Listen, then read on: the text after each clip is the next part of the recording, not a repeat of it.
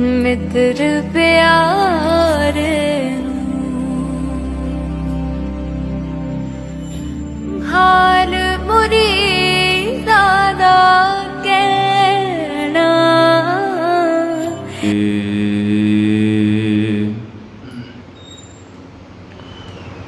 एक ओंकार सतनाम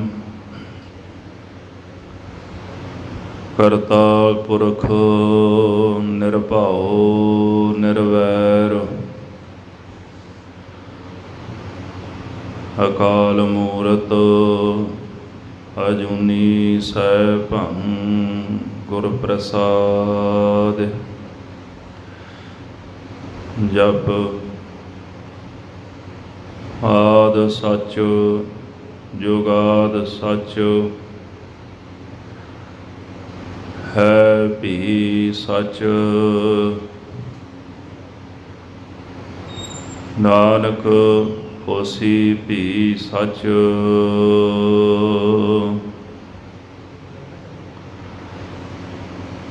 जब लो नहीं भाग लिलार होदै तब लो भ्रम ते फिरते बहुतायो।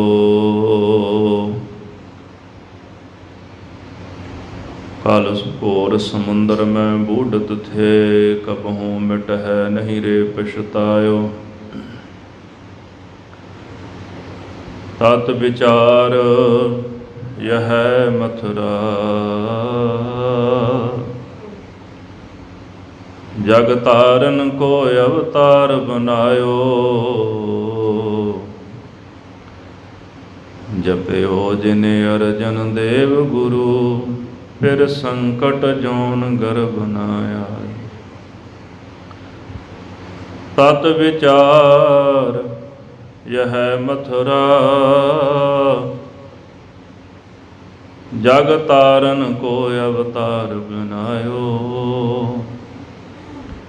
जपयो जिन अर्जन देव गुरु फिर संकट जोन गर्भ न आया।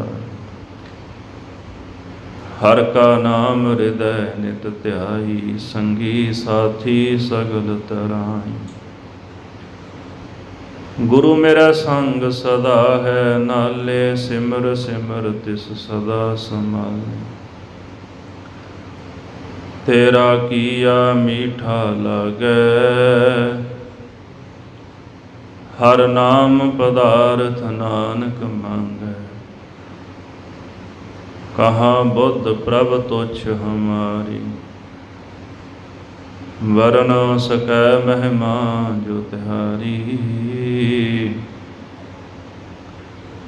हम ना सकत कर सिफत तुम्हारी आप लिहो तुम कथा सुधारी। हम ना सकत कर सिफत तुम्हारी आप लिहो तुम कथा सुधारी। वाहिगुरु जी का खालसा वाहिगुरु जी की फतेह। जुग हो जुग अटल चवर छतर तख्त के मालिक दीन दुनिया दे वाली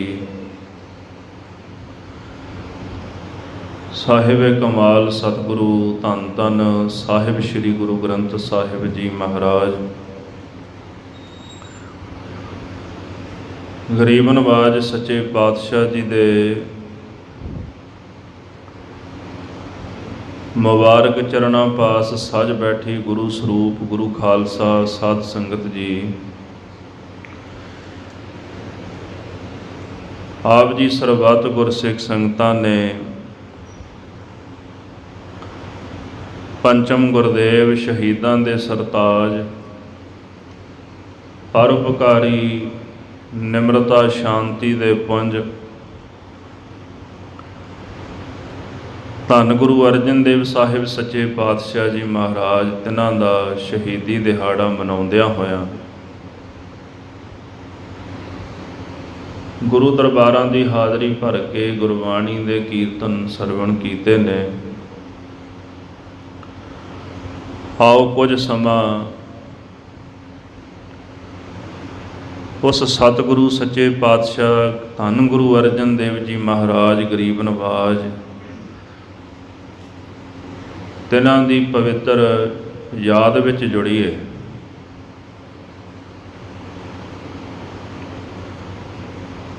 ਗੁਰੂ ਅਰਜਨ ਦੇਵ ਜੀ ਮਹਾਰਾਜ ਜਿਨ੍ਹਾਂ ਦਾ ਪ੍ਰਕਾਸ਼ 15 ਅਪ੍ਰੈਲ 1563 ਦੇ ਵਿੱਚ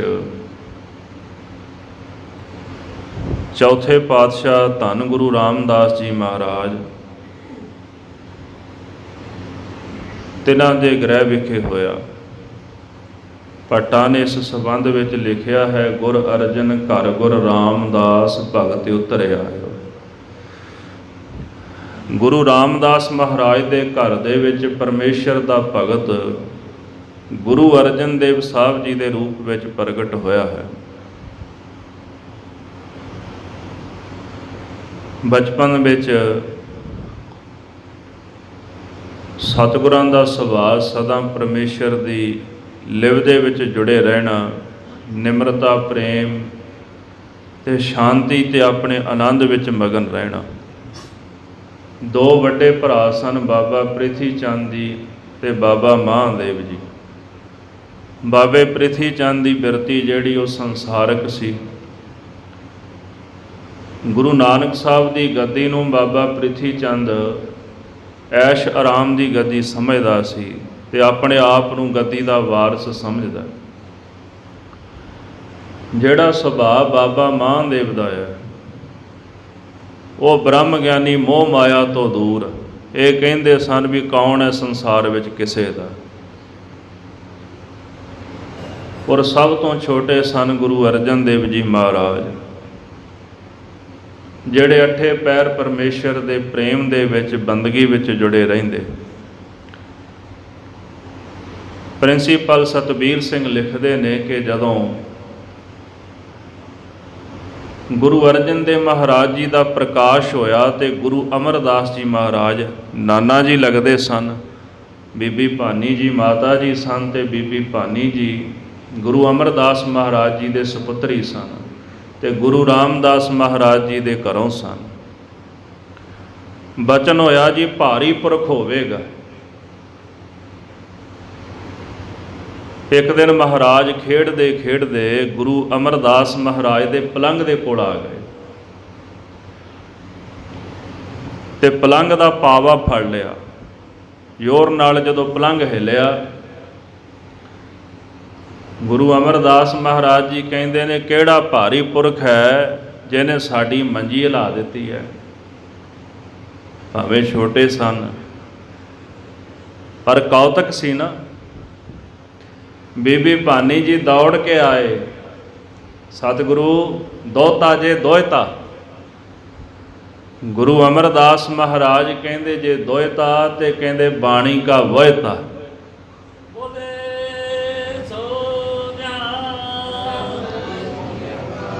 ਬੋਇਤਾ ਕਹਿੰਦੇ ਜਹਾਜ਼ ਨੂੰ, ਇਹ ਬਾਣੀ ਦੇ ਜਹਾਜ਼ ਨੇ। ਗੁਰੂ ਗ੍ਰੰਥ ਸਾਹਿਬ ਮਹਾਰਾਜ ਜੀ ਦੀ ਪਵਿੱਤਰ ਬਾਣੀ ਅੰਦਰ ਸਭ ਤੋਂ ਜ਼ਿਆਦਾ ਬਾਣੀ ਜਿਹੜੀ ਦਰਜ ਆ ਉਹ ਪੰਜਵੇਂ ਪਾਤਸ਼ਾਹ ਗੁਰੂ ਅਰਜਨ ਦੇਵ ਸਾਹਿਬ ਜੀ ਦੀ ਹੈ। ਮੈਕਾਲਫ ਨੇ ਇੱਕ ਹੋਰ ਬਚਨ ਲਿਖਿਆ ਹਿਸਟਰੀ ਵਿੱਚ, ਉਹਨਾਂ ਸ਼ਬਦ ਵਰਤਿਆ ਵੀ ਉਹਨਾਂ ਬਚਨ ਆਖਿਆ ਕਿ ਪਾਣੀ ਕਾ ਬੋਹਿਥਾ। ਆਮ ਬਚਨ ਪ੍ਰਚਲਿਤ ਹੈ ਬਾਣੀ ਕਾ ਬੋਹਿਥਾ। ਉਹਨਾਂ ਸ਼ਬਦ ਵਰਤਿਆ ਵੀ ਪਾਣੀ ਕਾ ਬੋਹਿਥਾ, ਭਾਵ ਕਿ ਜਿਹੜਾ ਇਹ ਸੰਸਾਰ ਸਾਗਰ ਹੈ ਨਾ, ਇਹਦੇ ਤੋਂ ਤਾਰਨ ਵਾਲੇ ਧੰਨ ਗੁਰੂ ਅਰਜਨ ਦੇਵ ਸਾਹਿਬ ਜੀ ਮਹਾਰਾਜ ਜਹਾਜ਼ ਦੇ ਵਤ ਨੇ। ਭਟਕੀ ਲਿਖਦੇ, ਕਲਯੁਗ ਜਹਾਜ਼ ਅਰਜਨ ਗੁਰੂ ਸਗਲ ਸ੍ਰਿਸ਼ਟ ਲਗਭ ਤਰਹੁ। ਕਲਯੁਗ ਦੇ ਸਮੇਂ ਵਿੱਚ ਗੁਰੂ ਅਰਜਨ ਦੇਵ ਮਹਾਰਾਜ ਜੀ ਜਹਾਜ਼ ਦੇ ਵਤ ਨੇ। ਜਿਨ੍ਹਾਂ ਨੇ ਗੁਰੂ ਕਾ ਪੱਲੜਾ ਪਕੜ ਲਿਆ ਉਹ ਸੰਸਾਰ ਸਾਗਰ ਤੋਂ ਤਰ ਗਏ, ਉਹਨਾਂ ਦੀ ਕਲਿਆਣ ਹੋ ਗਈ। ਅੱਜ ਗੁਰੂ ਸਾਹਿਬ ਜੀ ਦਾ ਸ਼ਹੀਦੀ ਦਿਹਾੜਾ ਮਨਾ ਰਹੇ ਹਾਂ। ਗੁਰੂ ਅਰਜਨ ਦੇਵ ਮਹਾਰਾਜ ਦਾ ਇਤਿਹਾਸ ਬੜਾ ਲੰਮੇਰਾ ਹੈ, ਪਰ ਆਪਾਂ ਸਤਿਗੁਰਾਂ ਦੇ ਸ਼ਹੀਦੀ ਸਾਕੇ ਦੀ ਜਿਹੜੀ ਕਥਾ ਹੈ ਉਹ ਆਪ ਜੀ ਨਾਲ ਵਿਚਾਰਨੀ ਹੈ। ਗੁਰੂ ਗ੍ਰੰਥ ਸਾਹਿਬ ਮਹਾਰਾਜ ਜੀ ਦੀ ਬਾਣੀ ਦਾ ਜਿਹੜਾ ਸਿਧਾਂਤ ਹੈ ਨਾ, ਜਿਹ ਮਰਨਾ ਸਭ ਜਗਤ ਤਰਾਸਿਆ, ਸੋ ਮਰਨਾ ਗੁਰ ਸ਼ਬਦ ਪ੍ਰਗਾਸਿਆ। ਜਦੋਂ ਮੌਤ ਸ਼ਬਦ ਬੰਦਾ ਸੁਣਦਾ ਨਾ, ਮਨ ਦੇ ਵਿੱਚ ਭੈ ਪੈਦਾ ਹੋ ਜਾਂਦਾ, ਡਰ ਪੈਦਾ ਹੋ ਜਾਂਦਾ ਵੀ ਕਿਤੇ ਮੇਰੀ ਮੌਤ ਨਾ ਆ ਜਾਏ। ਸ਼ਬਦ ਹੀ ਇੱਦਾਂ ਦਾ ਨਾ, ਬੰਦੇ ਨੂੰ ਬਿਮਾਰੀ ਲੱਗ ਜਾਏ ਤੇ ਬੰਦਾ ਤ੍ਰਭਕ ਜਾਂਦਾ ਹੈ ਵੀ ਦਵਾਈ ਲੈ ਲਵਾਂ, ਵੀ ਕਿਤੇ ਨਾ ਹੋਵੇ ਵੀ ਦਵਾਈ ਇਲਾਜ ਖੁਣੋਂ ਚਲਿਆ ਨਾ ਜਾਵੇ। ਭੋਜਨ ਦਾ ਹੀਲਾ ਮਨੁੱਖ ਕਰਦਾ ਹੈ ਕਿਉਂ ਕਿਤੇ ਭੁੱਖੇ ਪੇਟ ਨਾ ਚਲਾ ਜਾਵਾਂ। ਹਰ ਵਕਤ ਜਿਹੜਾ ਖੌਫ ਮਨੁੱਖ ਦੇ ਮਨ ਵਿੱਚ ਬਣਿਆ ਰਹਿੰਦਾ ਨਾ, ਉਹ ਮੌਤ ਦਾ ਹੀ ਖੌਫ ਹੁੰਦਾ ਹੈ ਵੀ ਕਿਤੇ ਮਰ ਨਾ ਜਾਵਾਂ। ਜਿਹ ਮਰਨਾ ਸਭ ਜਗਤ ਤਰਾਸਿਆ, ਜਿਸ ਮੌਤ ਤੋਂ ਸਾਰਾ ਸੰਸਾਰ ਡਰਦਾ ਹੈ, ਸੋ ਮਰਨਾ ਗੁਰ ਸ਼ਬਦ ਪ੍ਰਗਾਸਿਆ। ਗੁਰੂ ਦੇ ਸ਼ਬਦ ਦਾ ਹਿਰਦੇ ਵਿੱਚ ਜਦੋਂ ਪ੍ਰਗਾਸ ਹੋ ਗਿਆ ਨਾ, ਫਿਰ ਉਸ ਮੌਤ ਦੀ ਸਮਝ ਪੈ ਗਈ। ਫਿਰ ਪਤਾ ਲੱਗ ਗਿਆ ਕੈਸੇ ਮਰੋ ਮਰਨ ਮਨ ਮਾਨਿਆ। ਕਬੀਰ ਸਾਹਿਬ ਕਹਿੰਦੇ ਨੇ ਵੀ ਕਿਹੋ ਜਿਹੀ ਮੌਤ, ਕਿਹੋ ਜਿਹੀ ਮੌਤ ਹੈ ਜਿਸ ਮੌਤ ਦੀ ਪ੍ਰਾਪਤੀ ਕਰਕੇ ਮਨੁੱਖ ਜਿਹੜਾ ਹੈ ਸਦਾ ਵਾਸਤੇ ਸੰਸਾਰ ਤੋਂ ਤਰ ਜਾਂਦਾ ਹੈ। ਕਿਹੋ ਜਿਹੀ ਮੌਤ। ਫਿਰ ਉਹਨਾਂ ਨੇ ਮੰਗੀ, ਕਬੀਰ ਮੋਹਿ ਮਰਨੇ ਕਾ ਚਾਓ ਹੈ, ਮਰੋ ਤੋਂ ਹਰ ਕੈ ਦੁਆਰ। ਅਸੀਂ ਮੌਤ ਤੋਂ ਭੱਜਦੇ ਆ ਨਾ, ਉਹ ਮੰਗ ਰਹੇ ਨੇ ਵੀ ਮੈਨੂੰ ਮਰਨ ਦਾ ਚਾਅ ਹੈ। ਮਰਨਾ ਜ਼ਰੂਰ ਚਾਹੁੰਦਾ, ਪਰ ਮੈਂ ਆਪਣੇ ਗੁਰੂ ਦੇ ਦਰ 'ਤੇ ਆ ਕੇ ਮਰਨਾ ਚਾਹੁੰਦਾ ਆ, ਮੈਨੂੰ ਇਹੀ ਚਾਅ ਹੈ। ਕਬੀਰ ਮਰਤਾ ਮਰਤਾ ਜਗ ਮੂਆ, ਮਰ ਭੇ ਨਾ ਜਾਣੈ ਕੋਏ। ਦੋ ਤਰ੍ਹਾਂ ਦੇ ਸ਼ਲੋਕ ਆਉਂਦੇ ਨੇ ਬਾਣੀ ਵਿੱਚ, ਦੋਨੇ ਅਲੱਗ-ਅਲੱਗ ਨੇ ਸ਼ਲੋਕ, ਸ਼ਬਦ ਅਲੱਗ-ਅਲੱਗ ਨੇ। ਕਬੀਰ ਸਾਹਿਬ ਜੀ ਕਹਿੰਦੇ ਮਰਦਿਆਂ ਮਰਦਿਆਂ ਸਾਰਾ ਸੰਸਾਰ ਮਰ ਰਿਹਾ ਹੈ, ਕੋਈ ਆ ਰਿਹਾ ਕੋਈ ਜਾ ਰਿਹਾ ਸੰਸਾਰ ਤੋਂ, ਪਰ ਅੱਜ ਤੱਕ ਕੋਈ ਇਹ ਨਹੀਂ ਸਮਝ ਸਕਿਆ ਵੀ ਕਿਹੋ ਜਿਹੀ ਮੌਤ ਸੰਸਾਰ ਵਿੱਚ ਮਰਨੀ ਚਾਹੀਦੀ ਹੈ। ਕਿਹੋ ਜਿਹੀ ਮੌਤ ਅੱਜ ਤੱਕ ਕਿਸੇ ਨੇ ਮਰਨਾ ਨਹੀਂ ਸਿੱਖਿਆ ਵੀ ਮਰਨਾ ਕਿੱਦਾਂ ਹੈ। ਜਦੋਂ ਆਪਾਂ ਗੁਰੂ ਅਰਜਨ ਦੇਵ ਮਹਾਰਾਜ ਦਾ ਇਤਿਹਾਸ ਪੜ੍ਹਦੇ ਹਾਂ ਤੇ ਸਾਰੇ ਸਵਾਲਾਂ ਦਾ ਜਵਾਬ ਗੁਰੂ ਅਰਜਨ ਦੇਵ ਸਾਹਿਬ ਜੀ ਦੀ ਸ਼ਹਾਦਤ ਵਿੱਚੋਂ ਮਿਲਦਾ ਹੈ। ਜਿੰਨਾ ਵੀ ਪ੍ਰਕਰਣ ਹੈ ਗੁਰੂ ਅਰਜਨ ਦੇਵ ਸਾਹਿਬ ਜੀ ਦੀ ਸ਼ਹਾਦਤ ਦੇ ਚਫੇਰੇ ਪ੍ਰਕਰਮਾ ਕਰਦਾ। ਲੋਕ ਮੌਤ ਤੋਂ ਡਰਦੇ ਨੇ ਤੇ ਜਹਾਂਗੀਰ ਕਹਿੰਦਾ ਸੀ ਜੇ ਮੁਸਲਮਾਨ ਨਹੀਂ ਬਣੋਗੇ ਤੇ ਮਾਰ ਦਿਆਂਗਾ, ਮੌਤ ਦੇ ਘਾਟ ਉਤਾਰ ਦਿਆਂਗਾ, ਕਤਲ ਕੀਤੇ ਜਾਓਗੇ। ਮਹਾਰਾਜ ਕਹਿੰਦੇ ਮੈਨੂੰ ਮਨਜ਼ੂਰ ਹੈ। ਅਸੀਂ ਭੱਜ ਰਹੇ ਹਾਂ ਨਾ ਇਸ ਚੀਜ਼ ਤੋਂ ਵੀ ਕਿਤੇ ਆ ਨਾ ਜਾਏ, ਪਰ ਗੁਰੂ ਅਰਜਨ ਦੇਵ ਸਾਹਿਬ ਜੀ ਮਹਾਰਾਜ ਕਹਿੰਦੇ ਵੀ ਮੈਨੂੰ ਪ੍ਰਵਾਨ ਹੈ, ਨਾਲੇ ਖਿੜੇ ਮੱਥੇ ਪ੍ਰਵਾਨ ਹੈ। ਉੱਥੇ ਮੌਤ ਦਾ ਕੋਈ ਤਰਾਸ, ਮੌਤ ਦਾ ਕੋਈ ਡਰ ਨਹੀਂ। ਜਿਸ ਹਿਰਦੇ ਵਿੱਚ ਪ੍ਰਭੂ ਦਾ ਨਾਮ ਵਸ ਜਾਂਦਾ ਹੈ, ਮੌਤ ਸੰਸਾਰ ਦੇ ਵਿੱਚ ਉਹਨਾਂ ਵਾਸਤੇ ਇੱਕ ਆਮ ਜੀ ਗੱਲ ਹੋ ਜਾਂਦੀ ਹੈ ਕਿ ਜਿਵੇਂ ਸੰਸਾਰ ਦੇ ਵਿੱਚ ਪ੍ਰਕਿਰਤੀ ਦੇ ਅੰਦਰ ਇਤਨਾ ਕੁਝ ਹੋ ਰਿਹਾ ਹੈ, ਪ੍ਰਭੂ ਦੀ ਆਗਿਆ ਵਿੱਚ ਹੋ ਰਿਹਾ, ਤੇ ਉਹਨਾਂ ਨੂੰ ਜਾਪਦਾ ਵੀ ਮੌਤ ਵੀ ਇੱਕ ਕਿਰਿਆ ਹੈ। ਵੈਸੇ ਮਰਦਾ ਮਨੁੱਖ ਰੋਜ਼ ਹੈ। ਅਸੀਂ ਰਾਤ ਸੌਂਦੇ ਹਾਂ ਨਾ, ਕਹਿੰਦੇ ਸੁੱਤਾ ਤੇ ਮੁਰਦਾ ਇੱਕੋ ਵਰਗਾ ਹੁੰਦਾ। ਬੰਦਾ ਰੋਜ਼ ਮਰਦਾ ਜੀ। ਸਵਾਸ ਚਲੇ ਗਏ, 24,000 ਸਵਾਸ ਫੂਕ ਦਿੱਤੇ, ਇੱਕ ਦਿਨ ਮਰ ਗਿਆ, ਅਗਲਾ ਦਿਨ ਫਿਰ ਚੜ੍ਹ ਪਿਆ, ਉਹ ਵੀ ਦਿਨ ਮਰ ਜਾਂਦਾ, ਫਿਰ ਚੜ੍ਹ ਪੈਂਦਾ। ਬੰਦਾ ਰੋਜ਼ ਮਰਦਾ, ਹਰ ਰੋਜ਼ ਮਰਦਾ ਹੈ। ਜਿਹੜੀ ਰੋਜ਼ ਦੀ ਮੌਤ ਹੈ ਇੱਕ ਕਿਰਿਆ ਹੈ ਜਿਹੜੀ ਹਰ ਰੋਜ਼ ਚੱਲਦੀ ਹੈ। ਇੱਕ ਦਿਨ ਸਰੀਰ ਮਨੁੱਖ ਨੇ ਤਿਆਗ ਦੇਣਾ, ਉਹ ਵੀ ਇੱਕ ਕਿਰਿਆ ਹੈ। ਜਿਨ੍ਹਾਂ ਨੇ ਪ੍ਰਭੂ ਦਾ ਹੁਕਮ ਸਮਝ ਲਿਆ ਉਹਨਾਂ ਵਾਸਤੇ ਜਿਹੜੀ ਮੌਤ ਹੈ ਕੁਛ ਵੀ ਨਹੀਂ ਹੁੰਦੀ। ਹਾਂ, ਉਹ ਕਹਿੰਦੇ ਮਰਨਾ ਜ਼ਰੂਰ ਚਾਹੁੰਦੇ ਆ, ਪਰ ਵਾਹਿਗੁਰੂ ਤੇਰੇ ਦਰ 'ਤੇ ਮਰਨਾ ਚਾਹੁੰਦੇ ਆ। ਪਾਪ ਕਰਕੇ, ਅਪਰਾਧ ਕਰਕੇ, ਬੱਜਰ ਕੁਰੈਤੀ ਹੋ ਕੇ, ਮਾੜੇ ਕਰਮ ਕਰਕੇ ਨਹੀਂ ਮਰਨਾ ਚਾਹੁੰਦੇ। ਮਰਨਾ ਜ਼ਰੂਰ ਚਾਹੁੰਦੇ ਆ, ਪਰ ਵਾਹਿਗੁਰੂ ਤੇਰੇ ਦਰ 'ਤੇ ਆ ਕੇ ਆਪਣਾ ਜਨਮ ਤੇਰੇ ਲੇਖੇ ਲਾ ਕੇ ਮਰਨਾ ਚਾਹੁੰਦੇ ਆ। ਇਹੋ ਜਨਮ ਤੁਮਾਰੇ ਲੇਖੇ। ਧੰਨ ਗੁਰੂ ਅਰਜਨ ਦੇਵ ਜੀ ਮਹਾਰਾਜ ਸੱਚੇ ਪਾਤਸ਼ਾਹ, ਉਹਨਾਂ ਦੀ ਸ਼ਹਾਦਤ ਬੜੀ ਲਾਸਾਨੀ ਹੈ। ਦੁਨੀਆ ਦੇ ਵਿੱਚ ਇੱਕ ਸ਼ਬਦ ਵਰਤਿਆ ਗਿਆ ਸ਼ਹੀਦ, ਤੇ ਗੁਰੂ ਅਰਜਨ ਦੇਵ ਸਾਹਿਬ ਜੀ ਦੇ ਨਾਮ ਦੇ ਨਾਲ ਸ਼ਬਦ ਲੱਗਦਾ ਸ਼ਹੀਦਾਂ ਦੇ ਸਰਤਾਜ। ਦੁਨੀਆ ਵਿੱਚ ਬੜੇ ਸ਼ਹੀਦ ਹੋਏ, ਪਰ ਜਿਹੜਾ ਸਰਤਾਜ ਸ਼ਬਦ ਹੈ ਉਹ ਕੇਵਲ ਗੁਰੂ ਅਰਜਨ ਦੇਵ ਸਾਹਿਬ ਮਹਾਰਾਜ ਸੱਚੇ ਪਾਤਸ਼ਾਹ ਜੀ ਦੇ ਨਾਮ ਦੇ ਨਾਲ ਲੱਗਦਾ ਹੈ। ਆਓ ਆਪਾਂ ਕੁਝ ਪਹਿਲਾਂ ਕਾਰਨ ਵਿਚਾਰੀਏ ਵੀ ਗੁਰੂ ਅਰਜਨ ਦੇਵ ਸਾਹਿਬ ਮਹਾਰਾਜ ਜੀ ਦੀ ਸ਼ਹਾਦਤ ਦੇ ਕਾਰਨ ਕੀ ਸਨ। ਆਮ ਤੌਰ ਤੇ ਆਪਾਂ ਇੱਕੋ ਗੱਲ ਸੁਣੀ ਹੈ ਜੀ ਵੀ ਚੰਦੂ ਨੇ ਸ਼ਹੀਦ ਕੀਤਾ ਮਹਾਰਾਜ ਨੂੰ। ਇੱਕ ਆਮ ਜੀ ਇਹ ਗੱਲ ਹਰ ਇੱਕ ਸਟੇਜ ਤੋਂ ਪ੍ਰਚਾਰੀ ਜਾਂਦੀ ਹੈ ਕਿ ਗੁਰੂ ਅਰਜਨ ਦੇਵ ਸਾਹਿਬ ਮਹਾਰਾਜ ਨੂੰ ਸ਼ਹੀਦ ਕਰਨ ਪਿੱਛੇ ਚੰਦੂ ਦਾ ਹੱਥ ਸੀ। ਪਰ ਤੁਸੀਂ ਜਦੋਂ ਇਤਿਹਾਸ ਦੇ ਪੰਨਿਆਂ ਦੇ ਵਿੱਚ ਗਹਿਰਾਈ ਵਿੱਚ ਜਾ ਕੇ ਉਹਨੂੰ ਵਿਚਾਰੋਗੇ ਤੇ ਸੱਚ ਕੁਝ ਹੋਰ ਨਿਕਲਦਾ ਹੈ। ਗੁਰੂ ਅਰਜਨ ਦੇਵ ਸਾਹਿਬ ਜੀ ਦੇ ਸ਼ਹਾਦਤ ਦੇ ਕਈ ਕਾਰਨ ਸਨ। ਪਹਿਲਾ ਕਾਰਨ ਬਾਬਾ ਪ੍ਰਿਥੀ ਚੰਦ। ਹਾਲਾਂਕਿ ਬਾਬਾ ਪ੍ਰਿਥੀ ਚੰਦ ਗੁਰੂ ਅਰਜਨ ਦੇਵ ਸਾਹਿਬ ਜੀ ਦੀ ਸ਼ਹਾਦਤ ਤੋਂ ਪਹਿਲਾਂ ਕੂਚ ਕਰ ਗਏ ਸਨ ਦੁਨੀਆ ਤੋਂ, ਪਰ ਗੁਰਦਾ ਗੱਦੀ ਨਾ ਮਿਲਣ ਕਰਕੇ ਬਾਬਾ ਪ੍ਰਿਥੀ ਚੰਦ ਨਾਰਾਜ਼ ਬੜੇ ਸਨ। ਉਹਨਾਂ ਨੇ ਅਕਬਰ ਦੇ ਕੋਲ ਜਾ ਕੇ ਗੁਰੂ ਅਰਜਨ ਦੇਵ ਸਾਹਿਬ ਮਹਾਰਾਜ ਦੀ ਸ਼ਿਕਾਇਤ ਕੀਤੀ। ਅਕਬਰ ਨੇ ਬਾਬੇ ਪ੍ਰਿਥੀ ਚੰਦ ਦੇ ਨਾਮ ਇੱਕ ਜਗੀਰ ਲਵਾਈ। ਉਹ ਪਿੰਡ ਦਾ ਨਾਮ ਹੇਹਰ ਕਰਕੇ ਲਿਖਿਆ ਗਿਆ। ਉਹਨੂੰ ਹੇਹਰੀ ਵੀ ਕਹਿ ਦਿੰਦੇ ਨੇ, ਪਾਕਿਸਤਾਨ ਦੇ ਵਿੱਚ ਹੈ, ਉਹਨੂੰ ਹੇਹਰ ਵੀ ਕਹਿੰਦੇ ਨੇ। ਉਸ ਨਗਰ ਵਿੱਚ ਬਾਬੇ ਪ੍ਰਿਥੀ ਚੰਦ ਨੇ ਦਰਬਾਰ ਸਾਹਿਬ ਦੀ ਸ਼ਕਲ ਦਾ ਇਨ ਬਿਨ ਸਰੋਵਰ ਪਟਾ ਕੇ ਤੇ ਉੱਥੇ ਦਰਬਾਰ ਸਾਹਿਬ ਬਣਾ ਦਿੱਤਾ। ਉਹਨੇ ਨਕਲ ਕੀਤੀ ਪੂਰੀ, ਆਪਣੇ ਆਪ ਨੂੰ ਸਾਬਤ ਕਰ ਦਿੱਤਾ ਮੈਂ ਗੁਰੂ ਹਾਂ।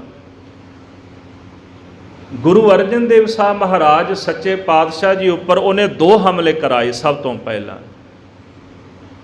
ਤੇ ਇਹਦੇ ਪ੍ਰਮਾਣ ਵੀ ਗੁਰੂ ਗ੍ਰੰਥ ਸਾਹਿਬ ਜੀ ਦੀ ਬਾਣੀ ਵਿੱਚੋਂ ਮਿਲਦੇ ਨੇ। ਸੁਲਹੀ ਤੇ ਨਾਰਾਇਣ ਰਾਖ, ਜਿਹੜਾ ਸੁਲਹੀ ਖਾਂ ਸੀ, ਇਹਨੂੰ ਚੜਾ ਕੇ ਲੈ ਕੇ ਆਇਆ ਬਾਬਾ ਪ੍ਰਿਥੀ ਚੰਦ। ਪਹਿਲਾਂ ਇਹਨੇ ਸੁਲਭੀ ਖਾਂ ਨੂੰ ਭੇਜਿਆ। ਜਿਹੜਾ ਸੁਲਭੀ ਖਾਂ ਸੀ, ਜਦੋਂ ਸੁਲਹੀ ਖਾਂ ਲਾਹੌਰ ਤੋਂ ਦਿੱਲੀ ਨੂੰ ਜਾਂਦਾ ਸੀ, ਇਹ ਉਹਨੂੰ ਮਿਲਿਆ ਤੇ ਬੇਨਤੀ ਕਰਨ ਲੱਗਾ ਵੀ ਮੇਰੀ ਮਦਦ ਕਰੋ, ਮੇਰੇ ਭਰਾ ਨੇ ਮੇਰਾ ਹੱਕ ਖੋਇਆ। ਉਹ ਕਹਿੰਦਾ ਮੈਂ ਆਪ ਤਾਂ ਨਹੀਂ ਜਾ ਸਕਦਾ, ਪਰ ਮੈਂ ਸੁਲਭੀ ਖਾਂ ਨੂੰ ਭੇਜ ਦੇਣਾ। ਇਤਿਹਾਸਕਾਰ ਲਿਖਦੇ ਵੀ ਉਹਨੇ ਸੁਲਭੀ ਖਾਂ ਨੂੰ ਭੇਜਿਆ। ਰਾਹ ਵਿੱਚ ਉਹਦਾ ਝਗੜਾ ਹੋਇਆ ਹਸਨ ਅਲੀ ਨਾਲ, ਕਿਉਂਕਿ ਇਹਦੀ ਫੌਜ ਦੇ ਵਿੱਚ ਸੀ, ਉਹਨੇ ਇਹਦੇ ਕੋਲੋਂ ਤਨਖਾਹ ਲੈਣੀ ਸੀ, ਤੇ ਦੋਨਾਂ ਦੀ ਆਪਸ ਵਿੱਚ ਝੜਪ ਹੋ ਗਈ। ਉਹਨੇ ਉਹਦੇ ਖੰਜਰ ਮਾਰਿਆ ਤੇ ਜਿਹੜਾ ਸੁਲਭੀ ਖਾਂ ਸੀ ਪਾਰ ਬੁਲਾ ਦਿੱਤਾ। ਗੁਰੂ ਅਰਜਨ ਦੇਵ ਸਾਹਿਬ ਸੱਚੇ ਪਾਤਸ਼ਾਹ ਜੀ ਮਹਾਰਾਜ ਉਹਨਾਂ ਤੇ ਦੂਸਰਾ ਹਮਲਾ ਕੀਤਾ ਸੁਲਹੀ ਖਾਂ ਨੇ। ਸੁਲਹੀ ਖਾਂ ਨੂੰ ਵੀ ਪ੍ਰਿਥੀ ਚੰਦ ਚੜਾ ਕੇ ਲੈ ਕੇ ਆਇਆ, ਤੇ ਜਦੋਂ ਉਹਦੇ ਨਗਰ ਦੇ ਵਿੱਚ ਉਹ ਆਇਆ ਨਾ, ਤੇ ਆਪਣੇ ਨਗਰ ਨੂੰ ਵਿਖਾਣ ਲੱਗਾ ਵੀ ਮੈਂ ਆਹ ਨਗਰ ਬਣਾਇਆ। ਹਰਿਮੰਦਰ ਸਾਹਿਬ ਦੀ ਸ਼ਕਲ ਇਨ ਬਿਨ ਉਸੇ ਤਰ੍ਹਾਂ ਉਹਨੇ ਬਣਾ ਕੇ ਨਾ, ਤੇ ਸਰੋਵਰ ਪਟਾ ਕੇ ਤੇ ਹਰਿਮੰਦਰ ਸਾਹਿਬ ਬਣਾਇਆ ਹੋਇਆ ਸੀ ਆਪਣੇ ਵੱਲੋਂ, ਤੇ ਗੁਰੂ ਆਪਣੇ ਆਪ ਨੂੰ ਉਹਨੇ ਥਾਪਿਆ ਹੋਇਆ ਸੀ। ਉੱਥੇ ਆਵਾ ਲੱਗਿਆ ਸੀ,